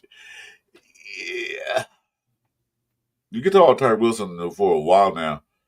Two factors is that they picked him. He was a dog in college because he was a man playing amongst boys. They picked him. He was hurt and didn't have a training camp. Then they also thought he was sitting by Chandler Jones, for a year. But if you're the first top 10 pick, you shouldn't have to sit a year. You should come in immediately and make an impact on the team. He didn't. He was hurt. Okay, so that's 3 years ago. No excuse this year. None. He has no excuse. Yeah. And is he gonna, is he a slow developer? Was he, did the injury really change, his skill set enough that he'll never return to it? You know what I'm saying? Like Tyree is, and then that's crazy because it's Zamir White, Tyree Wilson. Those are our main two for the, since that's who's left. And these two remain. So next year, out of these two, who has the better chance of making this team? Zamir or Tyree? Well, the thing with Tyree is that he has shown improvement year by year. Some guys are slow developers. Some guys are right away plug and play. For 2 years now, last year, he did show a little bit of development when they moved around for defensive tackle and edge. Okay. This year, you got to show another improvement. Because I think Pete Carroll, along with the defensive coordinators and the assistant coordinators, going to develop him like, you remember Justin Tuck? What he did? Oh, yeah. He was the older line. He was defense tackle. He was the edge. He even backed us sometimes playing linebacker. Okay. If they can develop Ty Wilson into like at least 30% of that, 40%, I think we'll be good. We'll keep him. They can put him anywhere. Because the guy's big, guy's strong. Hell, the guy is just like what they call those guys? A Greek goddess, man. He's just big. If they can, Pete Carroll and the rest of the defensive personnel can develop him to be like a Justin Tuck type player, I'm cool with that.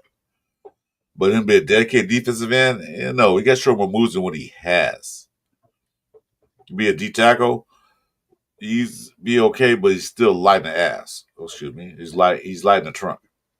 In the trunk. He might get pushed around by some of these guards. Some, not a lot, but some of these guards and centers. But if he can move around to the defensive line where he sets up and they don't know where he's setting up at. Trying to think, Javon Curse, like Javon Curse did. You remember Javon Curse? I don't know if you're old enough to remember him from the Titans. They call him the freak. Mm-hmm. If he can develop that type of Curse, Javon Curse line up at tackle, line for defensive end too. He's lining up all over the place. If they can develop him like that, then he's worth keeping and be worth a 7th round pick. Or was it 6th? 7th round. 7th pick overall. Damn. This is what, so his scouting report for this year. They have Tyree Wilson is a physical gifted edge rusher with elite length, power, and upside. Drafted to be a long-term partner opposite Max Crosby. Wilson enters 2025 with major expectations. After an injury-plagued rookie season and inconsistent sophomore campaign, this year is a make or break.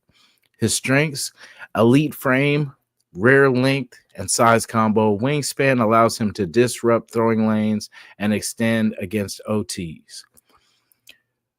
Offensive tackle, sorry. Power at the point of attack. Bull rush is his go-to. Converts speed to power well when locked in. Run defense. Sets a solid edge when technique is sound. Can shed blocks.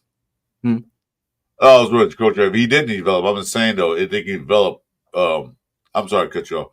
I'm telling Coach Gravy, if they can develop him to that type of player, but I know he didn't need development. No, he was right off the back ready to go. So, yeah, I agree with you on that, Gravy. Yeah. So go ahead. Sets a solid edge when technique is sound, can shed blocks and chase plays down from the backside. Versatility, can kick inside on passing downs. Size and strength allows him to survive a 3 technique. Upside, still learning the nuances of the position. Ceiling remains high if he puts it all together. Now, his weaknesses: inconsistent get off, lacks a quick step off the line, which hurts his edge rushing success. Pad level issues, plays too high at times, allowing linemen to get under his pads and neutralize him. Still raw. Technique needs refinement. Hand usage is sloppy at times, doesn't disengage cleanly. Durability concerns. Missed time with the foot injury his rookie season, needs to prove he can stay on the field. Mental processing. Needs to read and react faster, often a step late diagnosing run versus pass. That sounds like his weaknesses are really big ones. Yeah. Like I said, if they can develop him into that type of player. Like I said, Javon Kersey didn't need development. That dude was a beast when he came out. They called him the freak for a reason. That dude was a beast coming out. If they can develop Tyree Wilson into that kind of style, that kind of person, because if you look at their measures, they're about almost the same. I think, I don't know, difference a little bit different here and there. But they can develop that type of guy to develop into that type of guy. Then he's worth a 7th-round pick. Because like I said, I didn't like Tennessee Titans, never will because I'm a Raider fan. But I like Javon Kersey. I wish he was a Raider. I wish he was a straight Raider.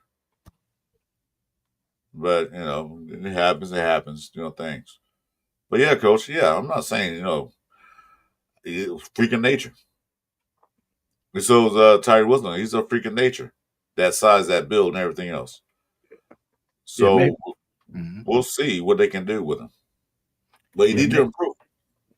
Yeah, maybe without, before the injury, he probably was on that path too, And yeah, injuries will, change. Will change things. Excuse me. Well, you're gonna blow smoke in my screen, man. Try to get me contact here. Okay, fine. My bad. Where's Mara G when we need her? Mara G. Let's see here. Coach, why don't you come in the shower, man, so we have a talk? I like talking with you, Coach. Yep, I think I sent him hopefully you've seen it. I sent you a link, Gravy. Yeah, Coach, come on in. Straight out of Captain. I like your I love Coach Graves' input and stuff. Let's see here. What the? Yeah, okay. Anyway, yeah, come on in, Greg. But anyway, yeah, you got to develop because I think they got plans for him, but they're not saying what they're going to do with him. Because as it stands right now, he's a backup to Kuntz on the edge. Kuntsy.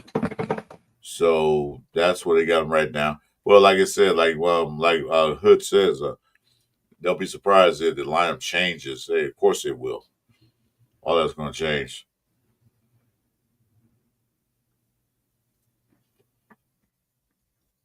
What? Don't want to step on your toes, but I feel I'm scared of. Huh? Who knows what you're talking about? I'm not even worried about that. That's I'm not going to post that up there. But let's see here.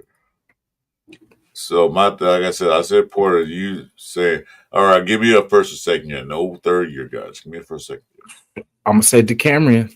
I'm gonna say DeCamerion Richardson because from what we've seen from Bennett, that's enough for me with him just to see what he's capable of.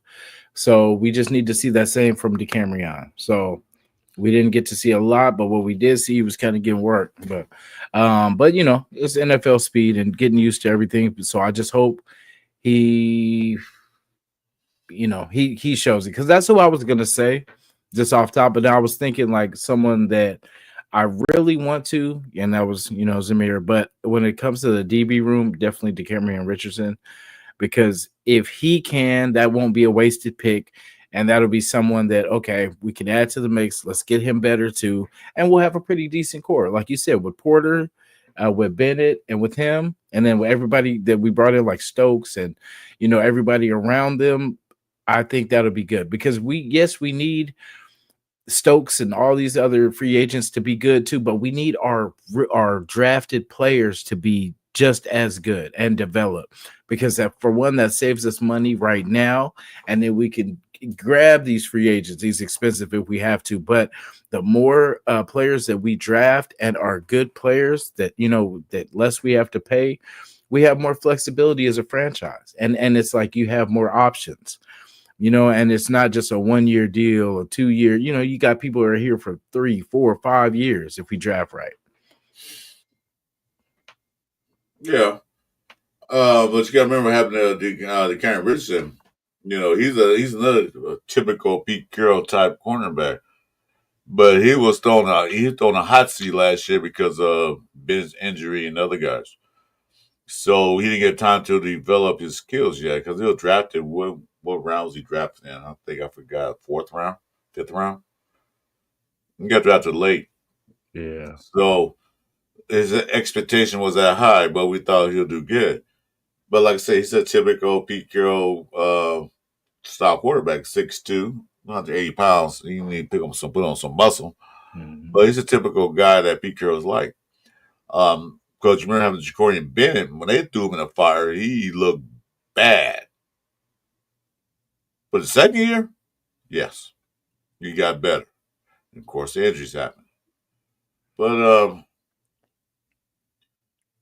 we'll see. Because he's not outside looking in. But as far as getting that start position, it's going to take a lot more work. He might be a rotational piece. We'll see. Hopefully he develops into that guy. Because Damian Porter right now, Darren Porter has that edge right now, according to OTAs, what they're saying OTAs. But then again, it might be smoke, might be a smoke screen. We don't know. Yep. Guess we'll never know. I mean, we got to see. We got 1, 2, 3, 4, 5, 6, 7, 8, 9, 10 cornerbacks on the roster right now. No, we're not keeping 10 cornerbacks. That's for damn sure. Mm-hmm. So some guys going to play. Some guys will go into the practice squad. Some guys might make special teams. But, it's up to these guys who wants to play. Aristo's one I'm intrigued with too. Had something to prove. The rookie year was outstanding. Got hurt. And then Green Bay is like, bye. They didn't re-sign him. Mm-hmm. So you don't come in there with something to prove. What's going on in the chat here? Appreciate it, ASAP.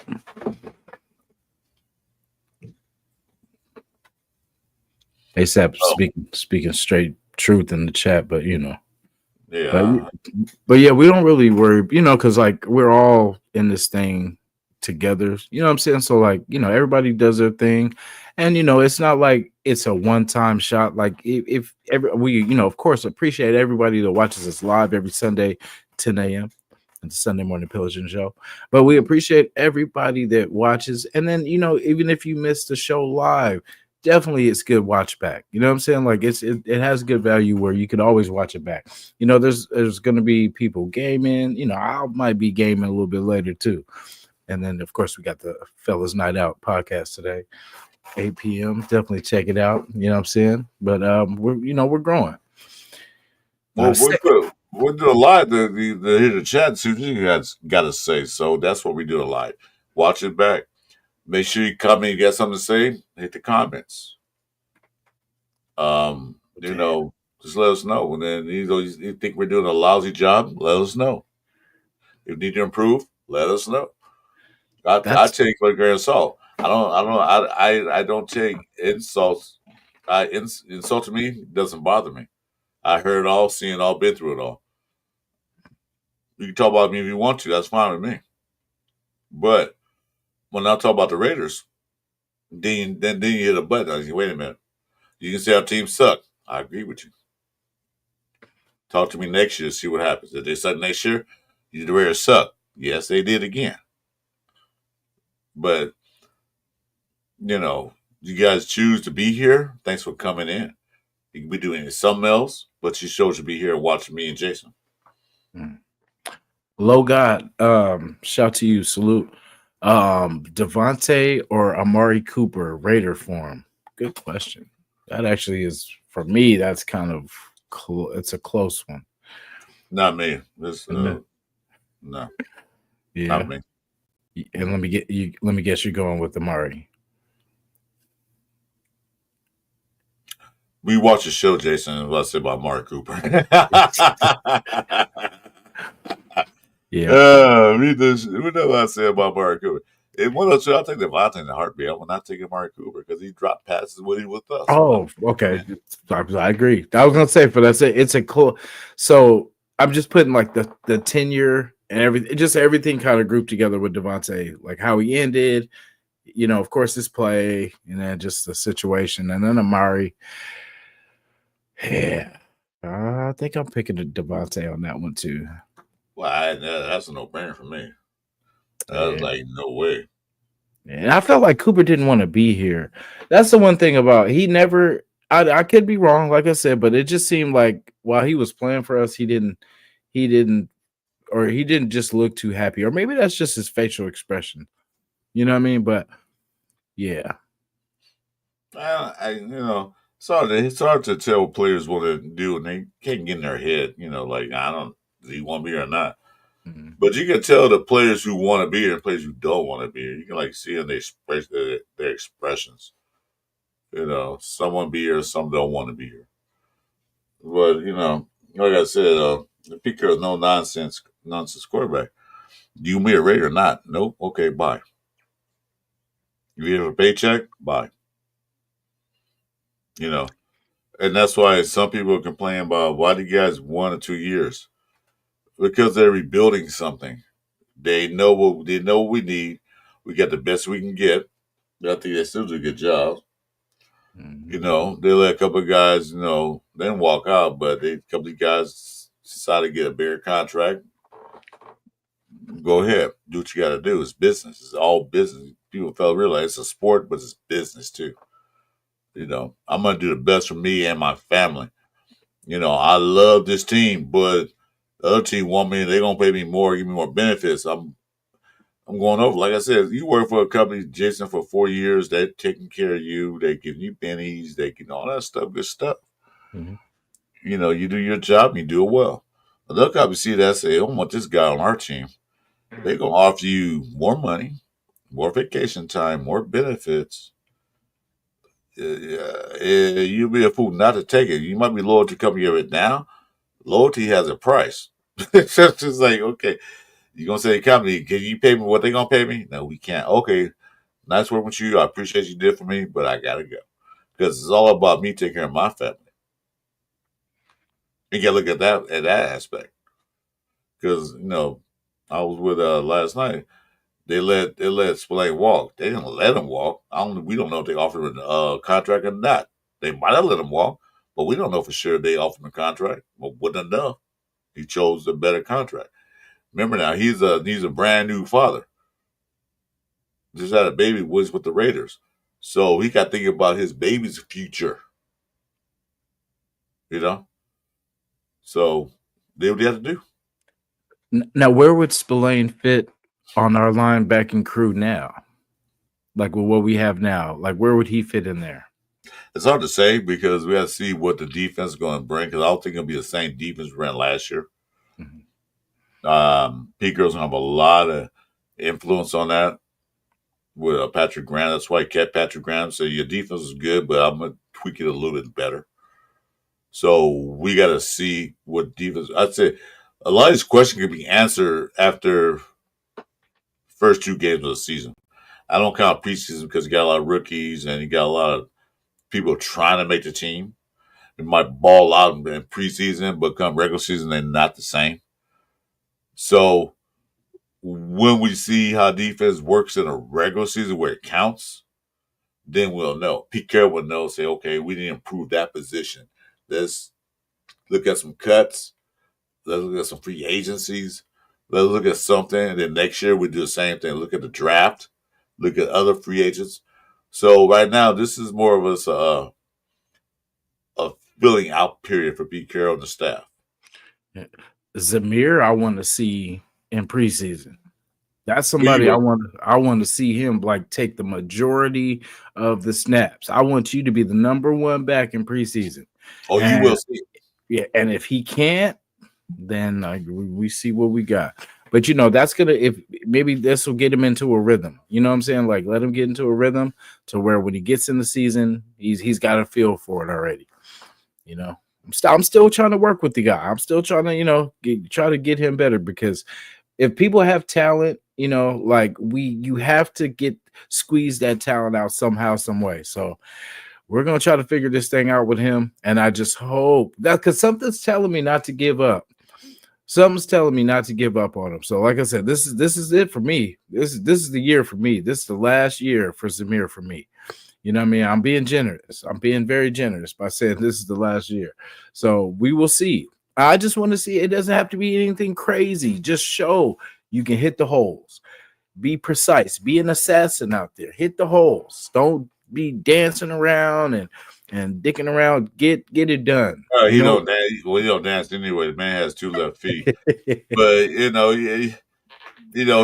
was number 2 behind Josh Jacobs, and also now he's number 4 by the rest of you guys. So he's outside looking in.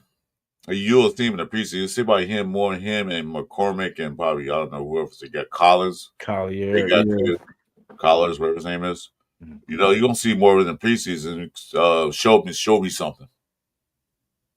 In preseason. You're not playing against the elite other defenses. In preseason, you got probably playing against second string guys, third string guys. Show me something. Show me what you got. Mm-hmm. He's also looking in because he could be on that chopping block if he don't do anything in the preseason. Yeah. I don't think the Raiders are keeping 5 running backs. They probably keep 3, maybe 1 on practice squad, but they're not keeping 5 running backs. So he's outside looking in. Mm-hmm. He has to compete for that third spot, if anything. If he can't solidify that third spot, then he might be gone. Because the only thing he has on McCormick is that he's healthier. You know what I mean? Like that's the only thing because McCormick is the better producer, but he just can't stay healthy long enough, but he's got the talent. He's definitely the talented 3. But that's the thing. But if Sincere isn't that healthy 3, then it's automatically either, like you said, Collier or Zamir. So that's what I'm saying. We need him to be better because unless Sincere breaks out this year and just balls out with Mostert and Genty, but that good you want a 3-headed monster, of course. So for Zamir, this is your chance. Are you going to take that third spot? Or are you going to allow yourself just to be on the outside looking in? Because it is, they're almost neck and neck, but Sincere has a slight edge. So if Zamir balls out during preseason, well, we need him to ball out the whole season, but we just need him to show something, show that you've been at least working on something. Because if we see improvements, we ain't gonna be mad at you. Just don't be terrible. Don't be the 2.8. Be better than that. Be a 3.8, a 4.2. Something that where if we run you twice, we'll damn near either if not get the first down, but we'll be close enough that we could probably run you again because we know you'll at least get half that of what we need. You know what I'm saying? So that's what I'm saying. Be a dog, be an individual. Like say if we had to depend on you, just say just for the fluke that something crazy happened that we had to depend on you. Be that dog. Produce. Well, if he got to go make teams, got to do. You got to get at least in that third spot, 4th spot. I don't know. I mean, he's at 215 pounds. Well, that's 4 pounds heavier than Ashton Genty is. Ashton is 211 pounds. So if you want to be that back, you got to be a certain type of back. You got to be okay. Short down back. You're gonna be the back, okay. If you're gonna be like that 3rd and 1 or 3rd and inches, get that first down. They didn't do it last year. Be that back. That way Genty ain't got to go out there every down and do everything. Because like I said, Genty's first year, I don't want him to see him run to the ground because Miami ran Mostert to the ground when he had that 20 touchdown yard season. I don't want to see him run to the ground early in his career because Because backs don't last that long in the NFL. Some backs do, some backs don't. I don't want to see him just run 30 yards a game, 30 attempts a game. I don't want to see that. Don't run him to the ground. He's still young. He's strong enough. I don't know. That dude looks strong as hell. But things happen, even to the strongest guys. So Samir can come in there, just throw down one. Actually, just carries us down the field for like 6-8 carries. Got a lot of yards, but he looked winded. Third down one. Samir, go and get the first down. With third down inches, go get the first down while we give Genty a rest. Get it. Come on out, put Genty back in. Type thing. Yeah. That's Don't miss a beat. Yeah, right. I say coming up on 2 hours now, man. So what you want to do? Man. Nation, great questions. Like I said, we dedicated this show to Mr. Pena. Yes. And the loss that he suffered today. Yes. Our condolences. The Raider Nation, we are a big family. All of our hearts go out to you, sir.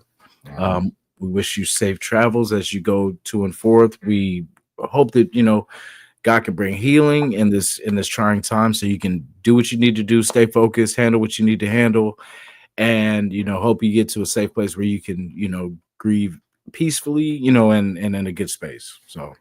Yeah, our condolences go to all your family members and friends of your auntie and everybody. All the condolences go out to them. Like I said, it's always sad to hear the loss of your loved ones. I'm sorry, it's part of life, but it happens. But it's never good to hear. Never. Yeah, definitely, man. As we get out of here, it's a positive time, it's a positive time. And like I said, you ain't got to hear us ramble about, the minor things anymore. So, I want to say also thank you guys for being here with us, sticking with us through the off season, one of the toughest time, to do this, but I'm excited. And as the season gets closer, the smile gets bigger, man, because I know something special is brewing. So for all the faithful, man, we appreciate everybody being here, staying here, locking in, and get ready for a good season, man. Get ready to have some fun again. Get ready to talk some smack, because it's coming. You know what I mean? We here. Yeah, let's shut those Raider haters up. It's like, yeah, the Raiders suck. Yeah, last year they did, but not this year. So shit the hell up. We're going places. It's gonna be a fun season. I'm looking at this. I just can't wait to see all these name sets, because now look at the NFL Network. They're giving us a higher grade all of a sudden. After the draft and all that, they're like, wait a minute. They kind of like thinking about because before when AP was still the head coach, before they let him go and Telesco, the Raiders are probably before the draft, all that stuff, he was still the coach. The Raiders probably win 5 games this year. 5. They went down a notch. They went down from 6.5 to 5. Then the Pete Carroll thing happened. The Chip Kelly thing happened. The draft happened. The free agency happened. Then they had a 6.5. Then they thought about saying, wait a minute. Now they got some 8 wins this year. 8? Wow, that was a change from 5 to 8. That's 3 more games. It was. So they look at deep what's going on. And the one they got to say, coming out of training camp, no news is great news. There's nobody beating up their wife. There's nobody in there getting DUIs or having crash and accidents. None of that's happening right now. Where's the flag? Hey, well, you coming right about almost end of the show. Well, we give you 5 minutes. Got anything to say? Where's the flag? Yoshi, salute. But so I'm looking forward to this. I've been waiting all this time. The mock drafts and all that stuff were fun, but I'm ready to get it started. Yeah, and then this is for Mr. Pena too, because I don't think we did. But we're just for the Wilkins thing. How I see it, we haven't had him for that long. He didn't contribute for as long enough anyway, so it's kind of like we never had him in the first place. Yeah. So until he's healthy and back uninjured, That's what you. We can probably about to end the show there. Probably after the show, we want to talk to you for a minute. But yeah, yeah, no, news, good news, great news. I'm glad about that because we heard a lot of news last year, the year before last year, and people griping, people this and that, things happening, DUIs. Yeah, no. But like I said, Wilkins only played 5 games, and 5 games he did great. So, and we did decent on defense, except for in the run game. So I think that's why they got a run-stopping linebacker just to fill that gap. He'll fill that gap in the middle. Mm-hmm. I was explaining was good and all what he did, but the run was not our strong. Run stoppage was not our strong suit. So they got a run stopper. They got a cover linebacker. So they did their due diligence and get these guys in 1-2 year contract. Fine, if they don't work out, you can move on and get somebody else. So that's not my worries. They drafted 2 defense tackle. They brought in Tofu. I can't say his name right. I'm talking about Lucky. I like eating tofu. Yeah, they signed him, which I thought was a great signing. He's a beast of an animal. So they saw the writing on the wall, said we got to bring some more guys in and stop this run. Pass rush. Of course, you got Max. Then Kuz coming back. I hope Kuz performed like he did in the last 2023 season. Kuzi. Yeah. So we'll see. We'll just gotta wait and see. Yeah. I put his name in the chat for you, Chris. I think it's lack of eating tofu. I don't eat tofu. I don't eat sushi, so I don't know. Or sashimi. I think it's sashimi, the raw fish. I don't eat that. Hey. My fish gotta be battered and fried. I'm right there with you. Yeah, battered. Hey, we got some yellowtail for you. Yeah, but it's not cooked. You better put some cornmeal on that thing, cook it. Okay. Yeah. I like mine with a crust. Crunchy crust. Oh, yeah, you know what, Russ Flag? People forget that Tom Brady's part owner, but people forget that. Guess who else owns some of the team? Seymour. He's right there. So he knows a thing about defense. I think he does. He's a good defensive guy for us. Mm-hmm.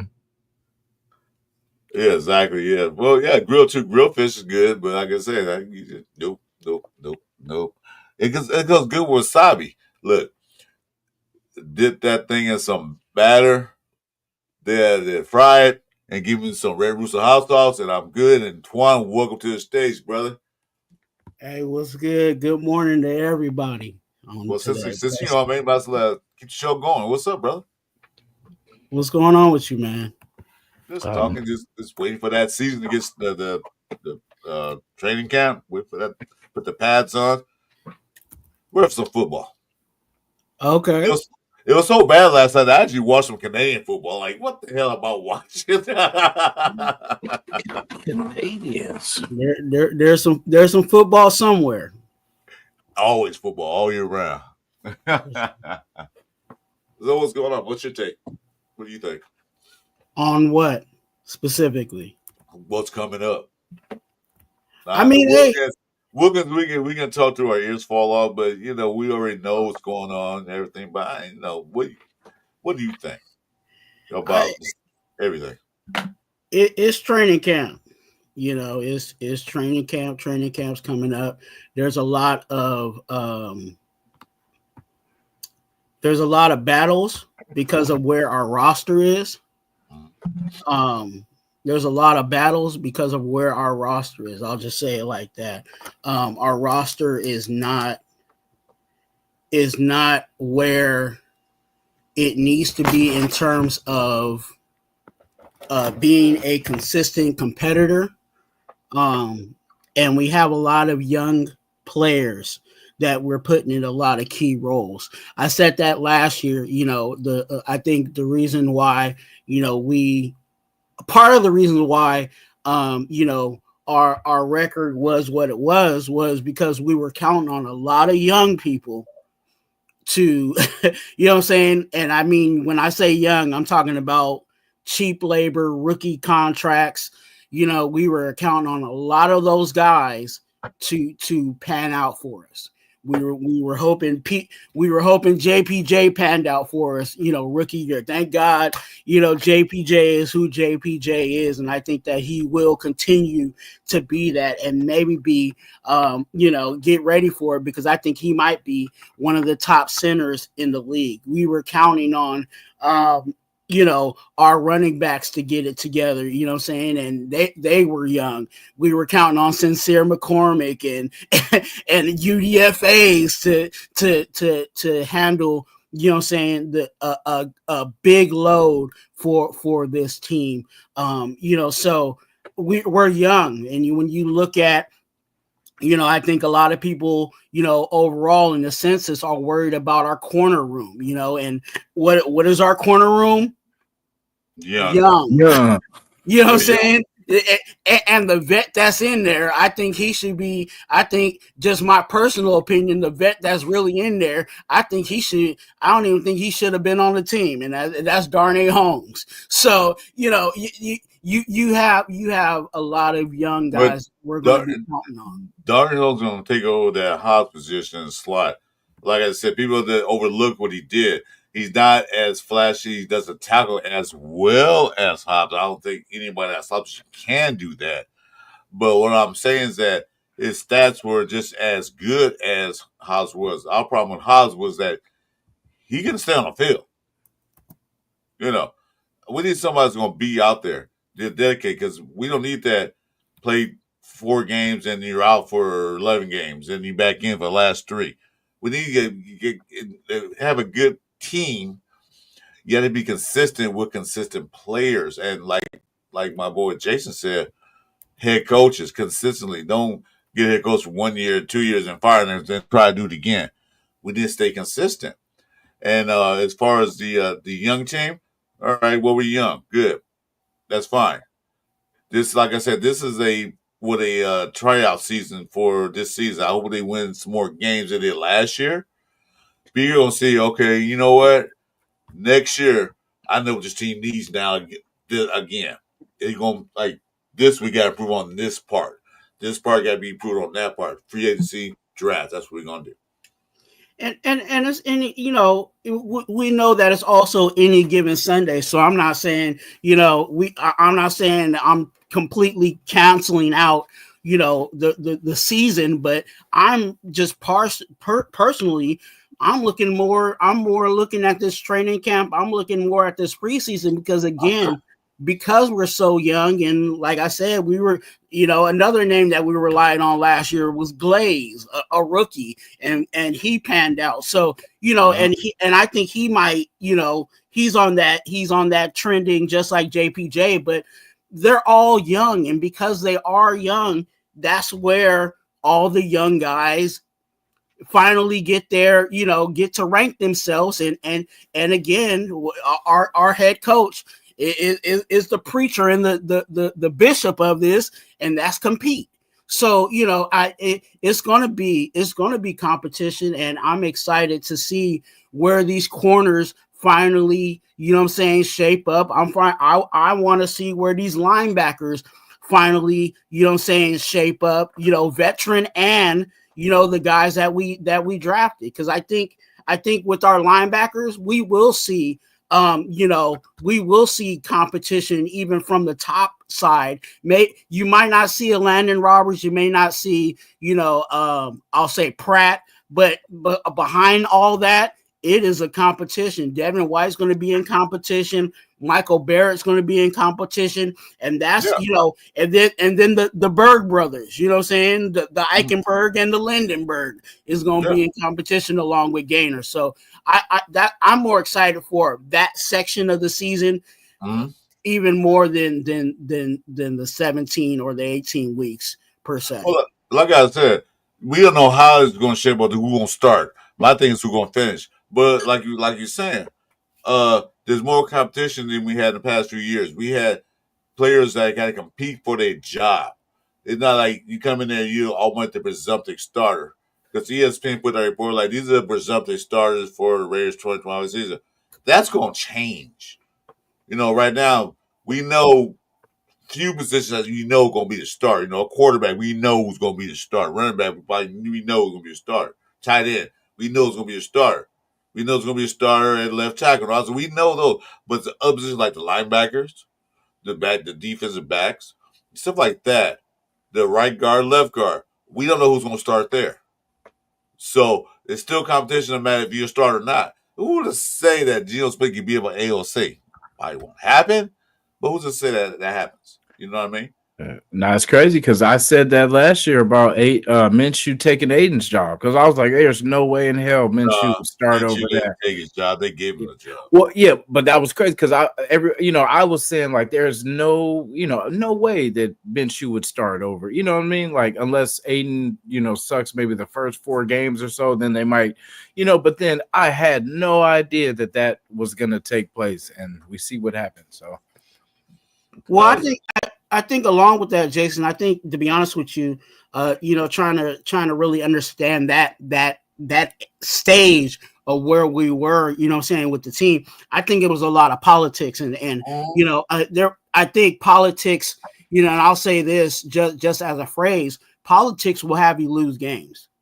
And I think that's really what happened in regards to that situation, because I was on the same boat, because I'm not just one of those guys that'll come up here and say, oh yeah, I seen him do stuff with the Colts. I seen him. Oh, he's like the Jimmy G thing. Everybody was talking about Jimmy G and saying, oh, Jimmy G's a winner. Like, nah, when you look at the tape and when you start looking at the film on both of those guys, again, I could tell both of those guys were a joke. I'm gonna give you an example. My wife, she watched 49ers when Jimmy G was there. We watched a game they were playing against, I don't think Rams or Cardinals, one of those teams. I walked in on her watching the game, and I said, "Hey, did Jimmy G throw an interception yet?" And she said, "No, not yet." Sure enough, 3 plays later, he threw the interception. Jimmy G was the winner. His defense was the winner of those games. Yeah. And like I forgot who said that. Oh yeah, Dixon Sider said, "Yeah, you got to pay good money." So it was all politics, because like I said, AP didn't want to start. He didn't want to start the quarterback that got him a job in the first place. That was Aiden O'Connell. But, for politics, and AP was in full control of the team. Yeah, Minshew's going to be our starting quarterback. We're going to go to the first start. But as soon as he got hurt, AP's like, we got our boy back. He's starting, yeah. See, you can tell by his body language. But that was politics. This regime now, I don't see the politics taking place. I don't see all that. Like Jason said, best player will be out on the field, regardless of how much we're paying you, regardless of your name in the back, regardless of where you came from. And that's why I'm more excited about, like I said, it sounds like I'm a broken record, but that's why I'm more excited about the training camp and preseason, because of that same reason. There's really not much of politics. The guys that we know that really ain't going to be out there in preseason, they're already a given. You know what I'm saying? Max Crosby is a given. You know what I'm saying? There's a few names we know that's a given, but it's only about, like, I would say 95% of our entire roster, you know what I'm saying, is going to be out there at training camp and preseason. You know what I'm saying? They're going to be out there because there ain't no politics. And because there ain't no politics, that's competition. Right. And it's just work. It's just hard work. That's what's going to get you on the field. It's hard work. And I like it. You know what I mean? That's Pete Carroll one. He said one of the guys that compete. He knows when he has a press conference, they say, well, you don't say anything. Like, I don't know yet. Nobody knows what they're going to do, who's going to start. Well, we know are the ones that we know are going to start, but we don't know who else is going to start. That could change. That could change in game 2. It could change to another guy. You don't know. If you're not out there playing your hardest, doing your best, blocking, tackling, running, catching, you're not going to be on the field. That's simple facts. I'm not gonna play you because we paying you $12 million a year. No, I'm gonna play the other guy that's making $2 million a year that's making better plays than you are. That's how Pete Carroll runs. Let's see. Yeah, I mean, I was a bigger AOC supporter, and I am happy and confident to say, AOC, relax, sit down, have a seat.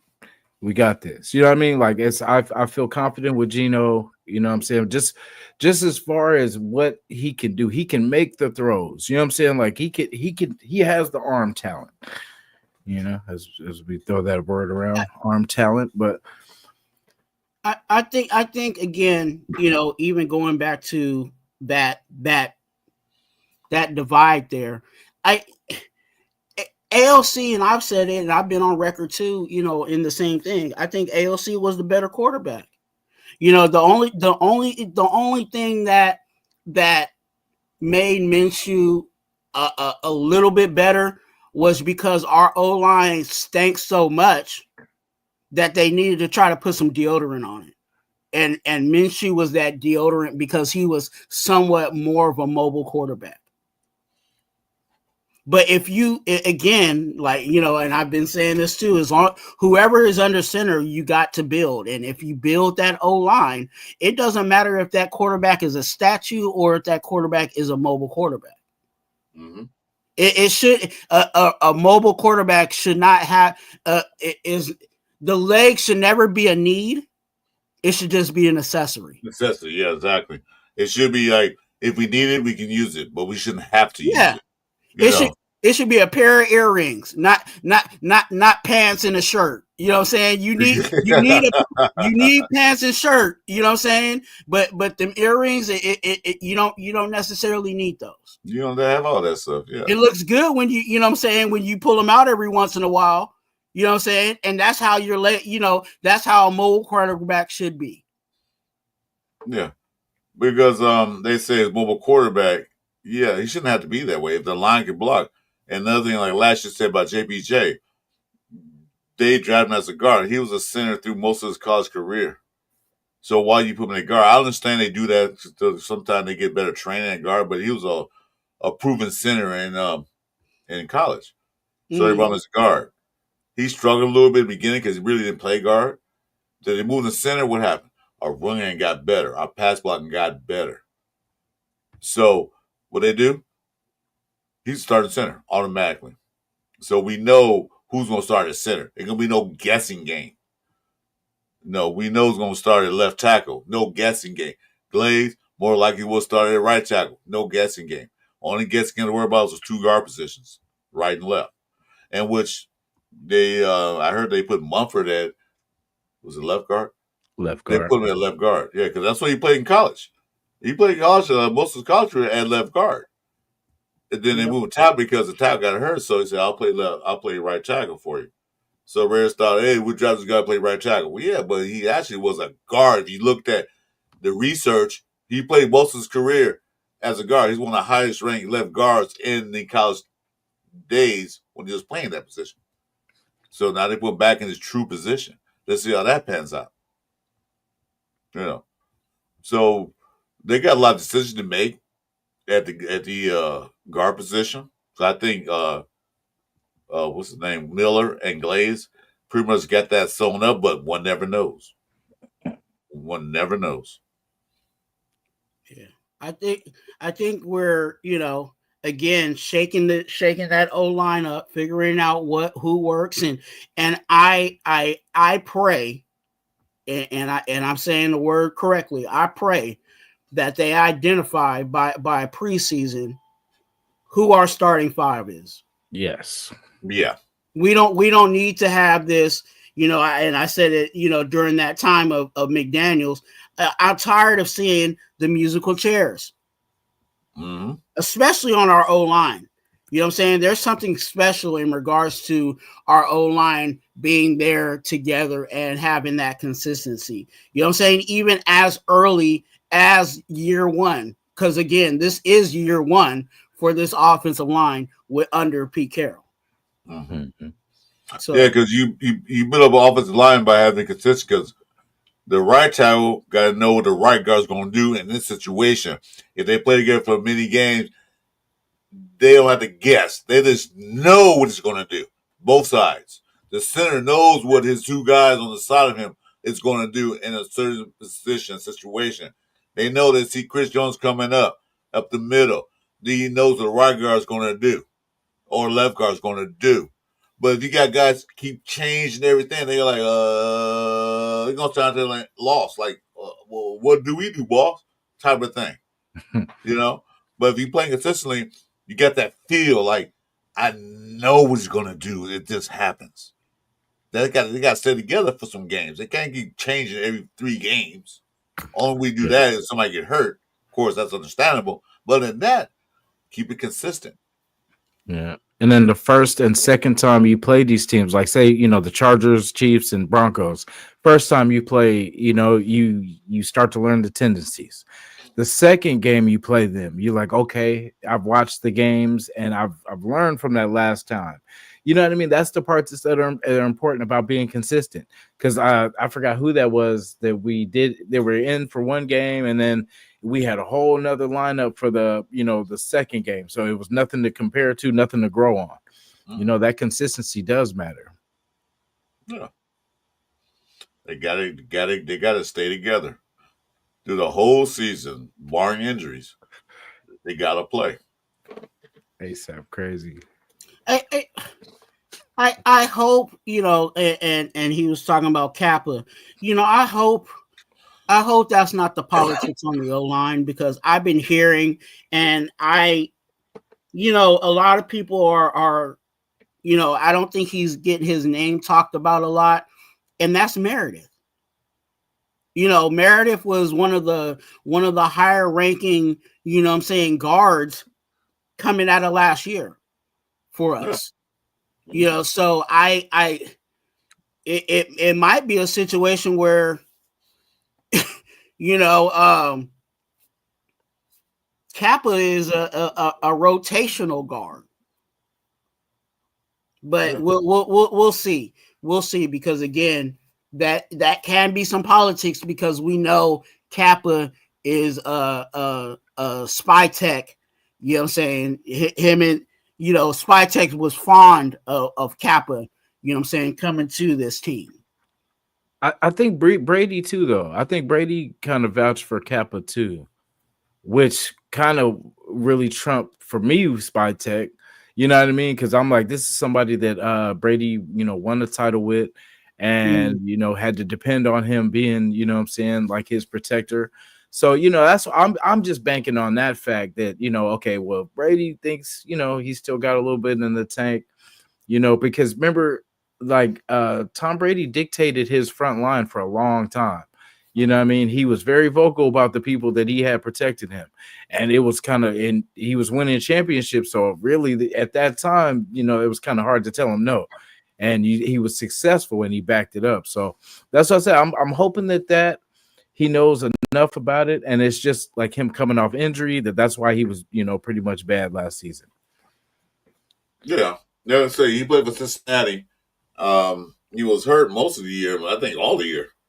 But like I said, football is a scheme-style sport. Some players play well in certain schemes and blocking schemes and everything else. Maybe the Cincinnati scheme didn't work for him. Maybe it did, maybe it didn't. Plus, he was hurt. We got to see. But at least he's a veteran. He has played. He has won a championship. So he can enlighten some of these young guys on how to win a championship. Now, my boy Jeff loved that guy Caleb Rogers. I like him too. So if anything, he kept that young guy out in the professional football league to be that guard. So if anything, they got experience, some vets on that line. As well as Colton Miller that can help out the other guy was named Grant, who eventually probably will take over that left tackle position, but not this year. He's a rookie. The left tackle position, if you got a right-hand quarterback, is the most important part of that O-line to protect that quarterback blind side. So he won't start. He'll be in the preseason, of course, but he won't start. Not this year. if we go ahead. Oh, good. I was saying that, but is Miller still there? If they stand up, hopefully they do. Grant can learn. He can sit down for a couple years because they're late round draft picks, so he can sit for a couple years, a year or two, and learn. Get out there and practice. Get out there in preseason and learn. So they got to replace it for Miller because he's getting up in age. I don't know if they're going to re-sign him or not, but he's getting up there in age. Go ahead, Tom. Yeah, I was just going to say, if we see Charles Grant, you know what I'm saying, during the season, we're in trouble. Yeah, I agree. I think, again, and I'm glad that they did what they did. I think Charles Rogers and Grant, I think those guys are the guys where, let's have them be here so that they can learn under these guys. And then, you know what I'm saying, year 2, year 3, they're in the rotation or they're solidified as, really ready to go for us. So if you see, like you said, Charles Grant, if you see Charles Grant, we in trouble. Khalid Rogers. Oh, Charles Grant or Khalid Rogers. Yeah. Khalid Rogers probably have a better chance to start than Grant will because Khalid Rogers played that right guard. So guard, but I don't play offensive line, never did. Well, I did, and I was playing flag football, but it's a little different than playing tackle, So Khalid Rogers had a chance to start at right guard. Oh, there's one. They had a better chance to start at right guard than Grant has left tackle. But like I said, you still got time to learn because they got to develop. Because they do Glazing there because Mumford got hurt, and they never look back. Glaze is one of those guys at right tackle. So hopefully we get the same thing coming out of these two guys for the future. And it's just the roster situation too. When you look at the roster, Charles, Rogers. I keep calling him Charles Rogers. If you look at Rogers in the guard situation, it's an open competition there at guard. Well, nobody has really locked down the guard position. Tackles. We know who the tackles are. We know Colton Miller is our left tackle, and Glaze is, you know what I'm saying? I think he's really etched himself to be our right tackle. There's not much competition there in regards to the tackle spot, but in the guard, it's open season. Yeah. It really is for me. Even though I'm high on Meredith, it's open season. Okay, we'll just wear the flags. If we have our future left tackle already in the building, we're doing everything right. Playing for now, the future with that Genty pick too. Yeah, exactly. That's what wear flags. What they did in the offseason, what they did in the draft, is not to win now. We can win now. Now is it like you said, on any given Sunday. But they're also playing for the future of the Raiders. For so long, we just got guys to play for this now to win. We couldn't do that. So, Eddie Wright was a flag. That's exactly what they're doing. They get these young guys in. They're getting them ready. That's why they brought some certain vets to do certain things for the young guys. They're not going to start this year. Maybe you get 1 or 2 rookies, 3. Well, we're going to start, the rookie class. But they get these other guys like, okay, you can come off the bench in certain situations to play. We belong to Chiefs, man, 45-6. Yeah, they're going to put all the third string and second string in there. We don't need you guys in there. We beat them out. So, yeah. And we still have Dalton Wagner, which would be a depth piece too. He's second string right now on the right side. Glaze, I was gonna say he would be the depth piece for Glaze.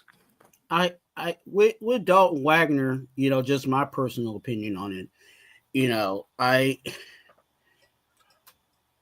That's good. He's the second guy at this point, but how many years has he been around? And we've been hopeful for this size and measurables to show itself.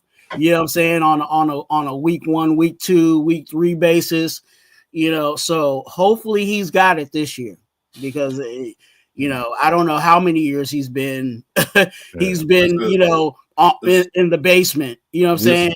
And this is third year. His Yeah. first year he was hurt, and they put him on IR for the whole year. Yeah, To hide him from everybody else. So this is third year. It's time for him to be on the main floor. Yeah, exactly. It's time for him to get out there and show what he got. Yeah. Yep. Politics. It was politics a little bit too. No, he was hurt first year, and he was hurt, and he was on a practice squad, but they were scared that someone was going to snatch him up, so they put him on IR just to you know, we still can keep him. You can't. He's on IR. He's still on our team, so you can't pick him up. No, they did the right thing on that, trying to stash him because again, his measurables and everything else. But got to figure it out. Yeah, he's a big kid, 6'8", 320 pounds. His problem was his feet work, but like I said, I think his foot was hurt or something. He didn't have good feet work in the second year, so we'll see how that comes. But they build for the future. They're not building just for a win now.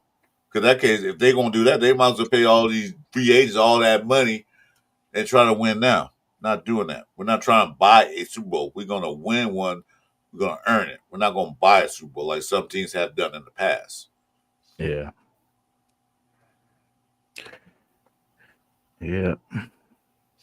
So it's gonna be. I can't. Like I said before, I don't know if he's watching it, but before you came in, I was saying like. I usually watch preseason games. I watch a little bit of it, like see, okay, this guy's doing good. This year, I won't watch preseason like I'm watching a real football game. I mean, it is real football, but I'm watching preseason like I want to see everything out there. Who's going to be out there? Who's going to make the team? Who's going to get cut? I can't wait. I can't wait till training camp start. Yeah.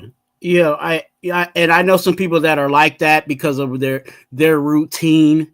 You know what I'm saying? I don't watch preseason. Preseason ain't like, dude, no. Like, no, you need to get out of that. That's the same thing with same thing, and I'll say this, and I might hurt some people's feelings, but there's some people within Raider Nation that will say, I don't watch other teams. It's like how you gonna talk about the Raiders and not talk about other teams? How you gonna talk about the Raiders and not talk about their opponents and not know what their opponents do? You know what I'm saying? Like you gotta, as much as you love the Raiders, you gotta watch the entire NFL. How do you know how are we gonna beat the Bengals if you don't watch the Bengals? Stop Joe Burrow. You know what I'm saying? But you don't know Joe Burrow because you ain't what you because all I you know what I'm saying? I'm just if you stuck in the tunnel, there's no way you're gonna know about all these other teams, right? So I'm not saying to be fans of other teams, but you gotta know what the ops is doing in order to beat the ops, right? Oh yeah. Yeah, so, I'm gonna watch other teams, but not to extent like, the Chargers are playing the Rams in preseason. I'm not gonna sit there and analyze the Chargers too much. I'll watch the game because I like football for one thing. But I'm not gonna analyze too much. Like, they gotta stop this guy because preseason. We don't know that's gonna be their starting line when they come to regular season. Regular season, I do watch all the teams. I'll get that. What's that thing called? Red zone. Red zone. I watch every team, see what they do in the regular season. I watch preseason just like. See, okay, they got this guy. Yeah. Because preseason, one thing. Preseason, one guy can shine his ass off preseason and do all this and all that. And then when it comes to cuts, where are they? Or it come regular season, why not out there? So, but I don't watch the guys who need to play preseason, watch how they perform. Like the Porters, the Thorntons, the Bechs, the Bech. Those guys, even Ash Gente, I don't know if he get that many touches in preseason, but I want to see how does he react to when a real man on a football field hit him at full speed. How's the reaction? Does he get up? Does he like slowly get up off the field or off the grass, or does he pop right up and like, okay, that's all you got? I got this. Type reaction. Yeah. With preseason for me, I try to watch as much as I can just because it is football for one, but then I'm also looking because I'm one of those guys that I'll look at the Rams and say, you know, hey, that wide receiver, if they don't put him away, I hope Spike Take is looking at what I'm looking at. You know what I'm saying? Or hey, you see that running back over there? You know what I'm saying, with the Vikings? I'm just saying he could be that last running back and be a solid running back for us. You know, so I think there is you know, for those that do dive into all of that, and that's fine. But I think there is some guys where, you know, you can snag them. You know what I'm saying? You can put them on the practice squad and have some real good, you know what I'm saying, pieces there that you know, some diamonds in the rough that, you know, maybe didn't fit for another roster because their team is stacked. Exactly, Well, hey, Twan. Preach, bro. Preach, brother. Exactly what I've been saying. Preach. Because we they can might not pull. fit that team, but they sure fit our team. Yeah. Yeah. Exactly. So I don't be, you know, if you ain't got no time, you know what I'm saying, if you bored, you know what I'm saying, and go ahead and watch that Cardinals and Dolphins preseason game, and you might see something you might like. Well, Yeah. you know what? What's a good thing about what the Raiders did? Hold on a minute. Let me pull his name up. You know the good thing the Raiders did this offseason? People fail to realize what they did. Let me pull him up. Hold on a minute. Let me get his name. Or whoever's playing in preseason, I was just throwing a random team out there. No. But Don't get on Raider Twan because I don't have the schedule, you know what I'm saying, right in front of me. But yeah, we don't. Yeah. Any team on whatever day, go ahead and catch that game. You know who we got as far as our administrative, the guys on top. You know what we brought in? Brandon Hunt. For those who know who he was the head scout and administrator for the world champion Philadelphia Eagles. I don't like saying that, but that's who he is. Yeah, I was like, I thought we got the Eagles guy. I didn't know what his I Brandon couldn't know what I didn't know what his name was, but I knew that we pulled a guy from the Eagles organization. He's a vice president of player personnel. That means he's a vice president of all the scouts. And we had a talk with one guy a couple weeks ago about that. Well, he's on scout college. Yeah, he do that, but also he scouts the NFL. Mm-hmm. Well, other players, you know, he'll sit there and send his crew out there and watch the preseason games and see these guys like, and they cut him. You get on the phone, hey Pete, Smartech, guess what? They just cut this dude. Don't we need one of the guys? Yeah, bring him in. Boom. That's what he's gonna do. He might see another running back out there. He might see another cornerback out there. He might see another linebacker out there. That team doesn't fit their system. And what are you gonna do? Call them up, say, bring them in. And according to what's going on, I think Philadelphia's won a championship this past year, and Philadelphia draft well, and it drafts really well. And they pick up players really well, and he's part of that reason. And again, like we talk about politics, but there's clearly politics with all these other teams. Let's say Jason is an undrafted. You know what I'm saying? What position you want to play, Jason? I'll let you do that. Let's go safety. Okay, he's an undrafted safety, right? He goes out there in preseason and balls out, right? What team do you want to be on preseason? Raiders. No, you can't do that. No, you can't do the Raiders, dude. You know. Then I retire. I'm good. I don't want to be in the league. you got to because I'm bringing you to the Raiders later on. So pick a team. Pick a team. I would say the Carolina Panthers. Okay, so he's a safety for, you know what I'm saying, an undrafted safety for the Carolina Panthers during preseason. He balls out, okay? But when it comes down to cuts and they look at their roster and they say, hey, we got a all-pro safety already on the roster, and we just drafted a safety at number 1 in the last draft. I mean, that sounds like it's them problem. it looks like they ain't got room for Jason, right? Right. But he balled out in preseason. So the Raiders is looking and saying, hey, you know that Jason guy over there in Carolina, I think he can come over here and shake some things up in that safety room for us. I'm not too happy with Chris Smith. You know what I'm saying? I'm not too happy with, you know what I'm saying, the other safeties in this room. Let's go ahead and bring Jason out because he balled out in Carolina, and I think he can fit over here. And that's how preseason is. So, you know, there's some guys that they ball out, but politic wise, a team ain't gonna cut their number one pick that they just, you know what I'm saying, that they just drafted. Yeah, you don't cut their first 4-round picks. So you don't cut those guys usually. Yeah. After that, then it's anybody. Who knows where that undrafted or even some, you know, even a late round guy that was drafted for them balls out, but then they really ain't got room for that guy. Mm-hmm. And that's where this player personnel guys come in. He'll go out there and see that, like, you know, because then Pete will say, you know, I like that guy from Minnesota, that safety from Minnesota, man. He fits my profile. Go look at him. They'll go out and look at him, and you think he'll make the team? I don't think so. They might cut him. Get on the wire.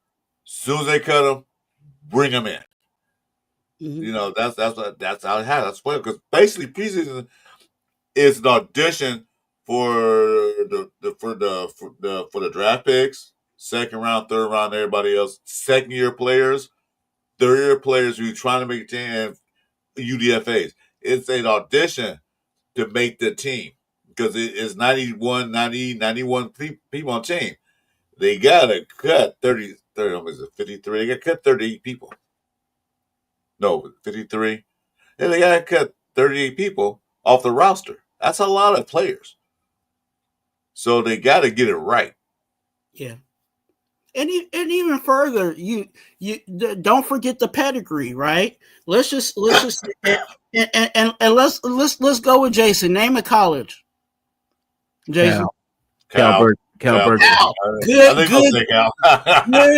Good college, man. I'm telling you, people don't sleep. You know, people be sleeping on Cal players, okay? But let's go with Cal, okay?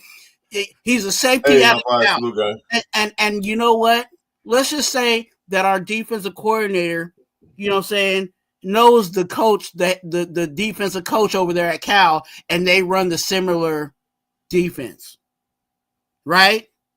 That works perfectly for some, right? Like, and that's where, hey, you know, we run cover 3 here, and Cal runs cover 3.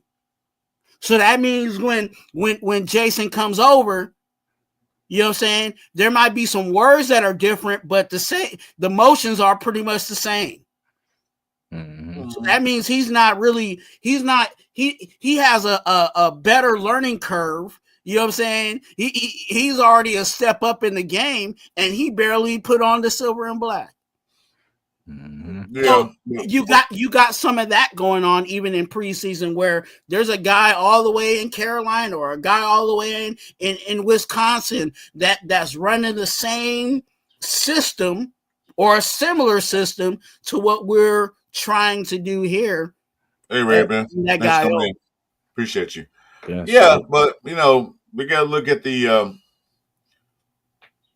what they're doing now is getting these players. They not only look at their physical attributes, because these guys are athletes, you know, they can do these things. They're also looking at their mentality. They're looking at, okay, Jason, hey, dude, you're a hell of a football player, dude, but you're not really up here all the way upstairs. Can we trust you to run this team for us? Can we trust you to be that guy? They're looking at all that stuff. So when the head coach sends those guys out there, they're gonna give them a list of things to look for. Can he play football? Yeah, that checks off. That's why they're playing. Can he understand the concepts? Yeah, they can look at all those things. Is he stable?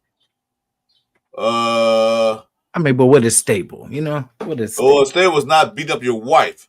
That's what stable is. You know, not doing stupid things off the field and on the field. That's stability. Because like I said, why am I pay you, Jason? Why am I pay you $3 million a year in your rookie year, man? You go home, man, and get drunk and beat the shit out your neighbors and wife. I didn't pay you for that. I paid you to play football. Neighbors. What's your own time is your own business. But if you're doing that stuff, that means you're gonna be in jail. That means I'm paying $3 for nothing. I can save that money and get another player in your spot. That's what you're looking for, the mentality of it all. Yeah. Yeah. Or threatening people on the internet. You know. Yeah, exactly. That's Arnett. That's the Arnett guy. Yeah. Don't get me wrong. These Madden games do get intense sometimes, but you know, I'm just saying, if you know, you know. Okay, you know what I'm saying? Got that blinky.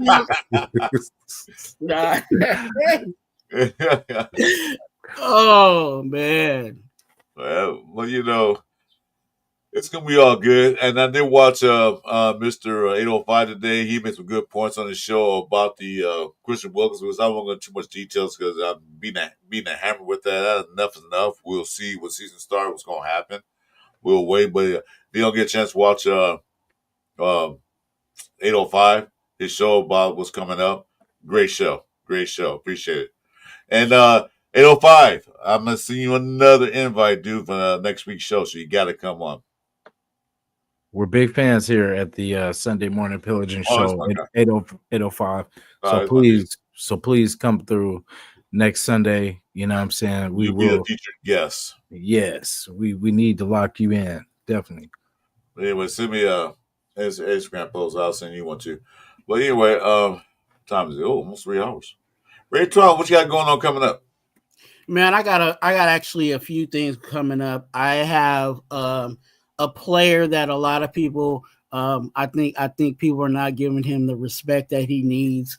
And I will be talking about that most likely Tuesday. If you guys, I got to work on the thumbnail today, so the thumbnail might be out by the end of tonight for Tuesday's show, and then I will be putting a live together, probably most likely next week.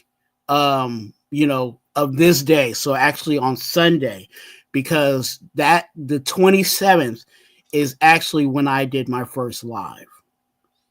Okay. So I will be actually going into season 3 of Raider Twan. That means I've been doing at least, this is my second year going into my third year of doing Raiders content. So I will be doing kind of like an anniversary live for that. It didn't dawn onto me because I actually went onto my my StreamYard and started looking at my my old lives, and I didn't delete my first official live. And I looked at the date and I was like, oh wow. So yeah, July 27th is when I started started doing YouTube. So I will be doing a thank you. I will be doing a live Sunday. I don't know what time because I still got to take care of some business early in the morning for myself. But I will be doing a live for that. I know there's people that have been doing Raider content longer than I have.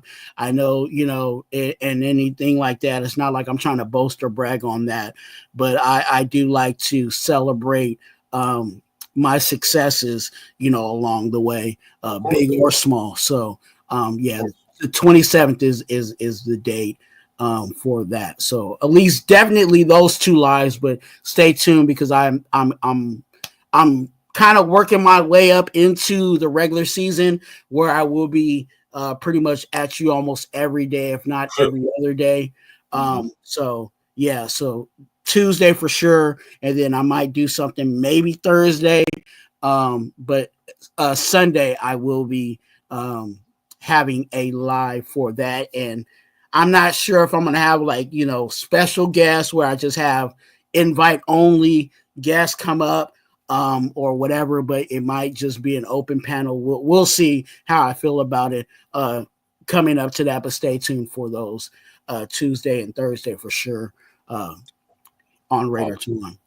Also, you know, I'm always available. I'm one of those guys that I'm on permanent vacation. But anyway, before I ask Jason, we got coming up, I got to make sure I make this announcement. Today, one of our people from Red Nation, Mr. Robert Pena, today lost his auntie. She had a stroke, then she had a heart attack, and she passed. She's no longer with us. So I want everybody to send a prayer. When he comes back to us, you know, make sure you ask him some condolences. Make sure you see if you need anything, you know, because Red Nation, we are a family. We care about everybody in our family. She might have been in charge of it. I don't know. I don't know anything about the lady, but she's no longer with us. So let's everybody send a prayer to our opinion and his family about his loss today. All right, Jason. Thank you. Thank you, 805. For sure. We'll lock you in whenever possible. We got you. And yes, salute to Robert Pena and his family. Yeah, this show's dedicated to that. So what we got going, Jason? What you got going on? Yeah, man. Tonight, anybody that this is part 2 of our trauma series. We will have a couple special guests on tonight. And we're just here to, you know, it's healing for us, but it's also healing for those that can't speak on it, talk about it, and that are dealing with it. You know what I mean? Like, we have all been through different things of many kinds. And as we share, we hope it makes it easier for you guys to one day share and help others as well too. So yeah, fellas night out. You know, real man talk, you know. It's okay to talk about things.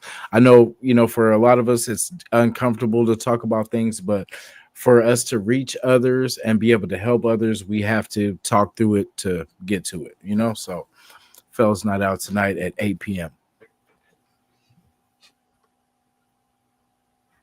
Also, I'm sorry.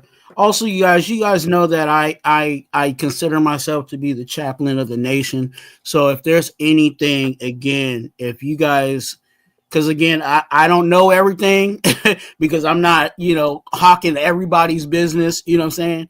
But if there's something that you know, please send it my way. You know, so I definitely can be, you know, like right now, like as soon as I get off this live, I'm gonna be reaching out to Rob. But you know, if there's anything that comes up, definitely I'm here for it to support anybody within Raider Nation. You know, the best that I can. Right. So please reach out to me.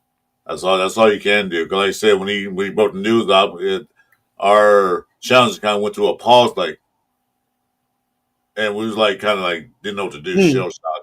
But you know, I hope she lived a good life.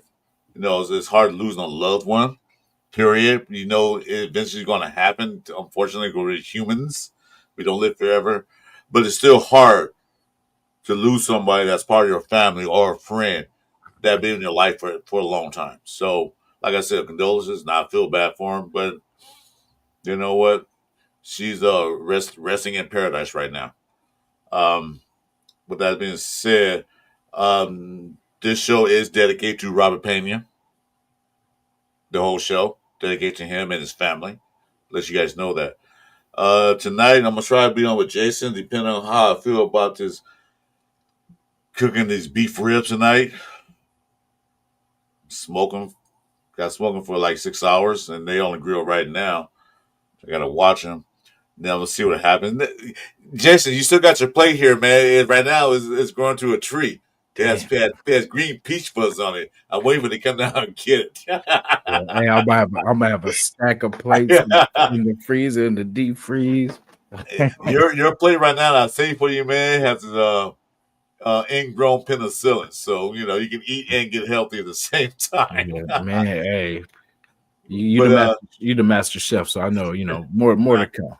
Not really. I like eating good and have food that tastes good. That's all I am. So anyway, we got a show coming up Tuesday between me, Jason, and also our boy Chewy called Cover 3 Tuesdays. Time might change. We don't know. We got to discuss that matter, but it's going to be after 6, at least minimum, because those who guys work, I don't. So it'll be after 6. We're gonna set a time for it, but that'd be Tuesday night. It's called the Cover 3. No pull-ups, no anybody, just us 3 talking. And then after that, whatever happens. So stay tuned for that. Hey, Jason, can you do me a favor? What's that? Can you send the StreamYard link to Chewy, and then so I could talk to him backstage? He don't got to be on the show. I just need to talk to him backstage. Actually, we're all gonna meet backstage actually after this. You can stay in. You can stay in. Yeah, because I've been trying to get a hold of him for some stuff, but we'll Chewy don't do Instagram and stuff. They do text messages. So yeah, Chewy, we're gonna end the show in about 2 minutes. So you can pop in. We're gonna end it. Anything else, guys? I'm gonna just say one thing. So I see this, the touchdown celebrations and stuff like that, right? So Detroit always does like the sick ass celebrations or whatever. So I'm guessing which one is going to be the first celebration. So if you guys know about the kid that does the boat, that's on the boat, and he does the, I swear, that's what I feel like they're going to do. That's the celebration they're going to pull off for the first touchdown. So we'll see. Oh, you know what? Speaking of seeing on that, I wonder who the Las Vegas have on the first, or for the Raider that's scored the first touchdown in the first game. You know what I'm talking about? The Vegas bets on everything. They bet on what eye the ball that my flag gonna land on. But I wonder who they got as the first person to get a touchdown, catch or run, or pick 6. Zamir White. Zamir White, probably odds are like 20,000 to 1, so pay $1 get 20,000. Yeah, exactly. That's how they do it, though. You know what I mean? I'll put $10 on it. You know what I'm saying? I'll put $5 on that. What? Yeah, Chris. Congratulations, you're our first new because of course, everyone's gonna say Genty or man, most of it. The money, follow the money. It ain't gonna hurt you if you put $10 on it. I'm just saying. Wouldn't it be funny if they put Pegasus in there and they gave him an end around and he scored the first touchdown? That'd be crazy. And nobody but whoever told them to run that play would get money off that. Well, he's outside blocking like a tight end. All of a sudden, they had Geno Smith was fake handoff and get the Pegasus and he run for a touchdown. The first one. That'd be great. Wow. Preseason, but anyway. All right, guys. You know what? It's been a great show. Twan, thanks for coming in. Always appreciate Twan. I'm available all the time. Just send me the IG. Wherever you want me. Jason, I'll see you tonight and Tuesday, but it's always a pleasure. Always. Okay. And we out, y'all. Bye. Yeah. Appreciate everybody. Go Raiders. Yes, sir. And rest in paradise to Robert Pinion. Yes, sir. Thank you.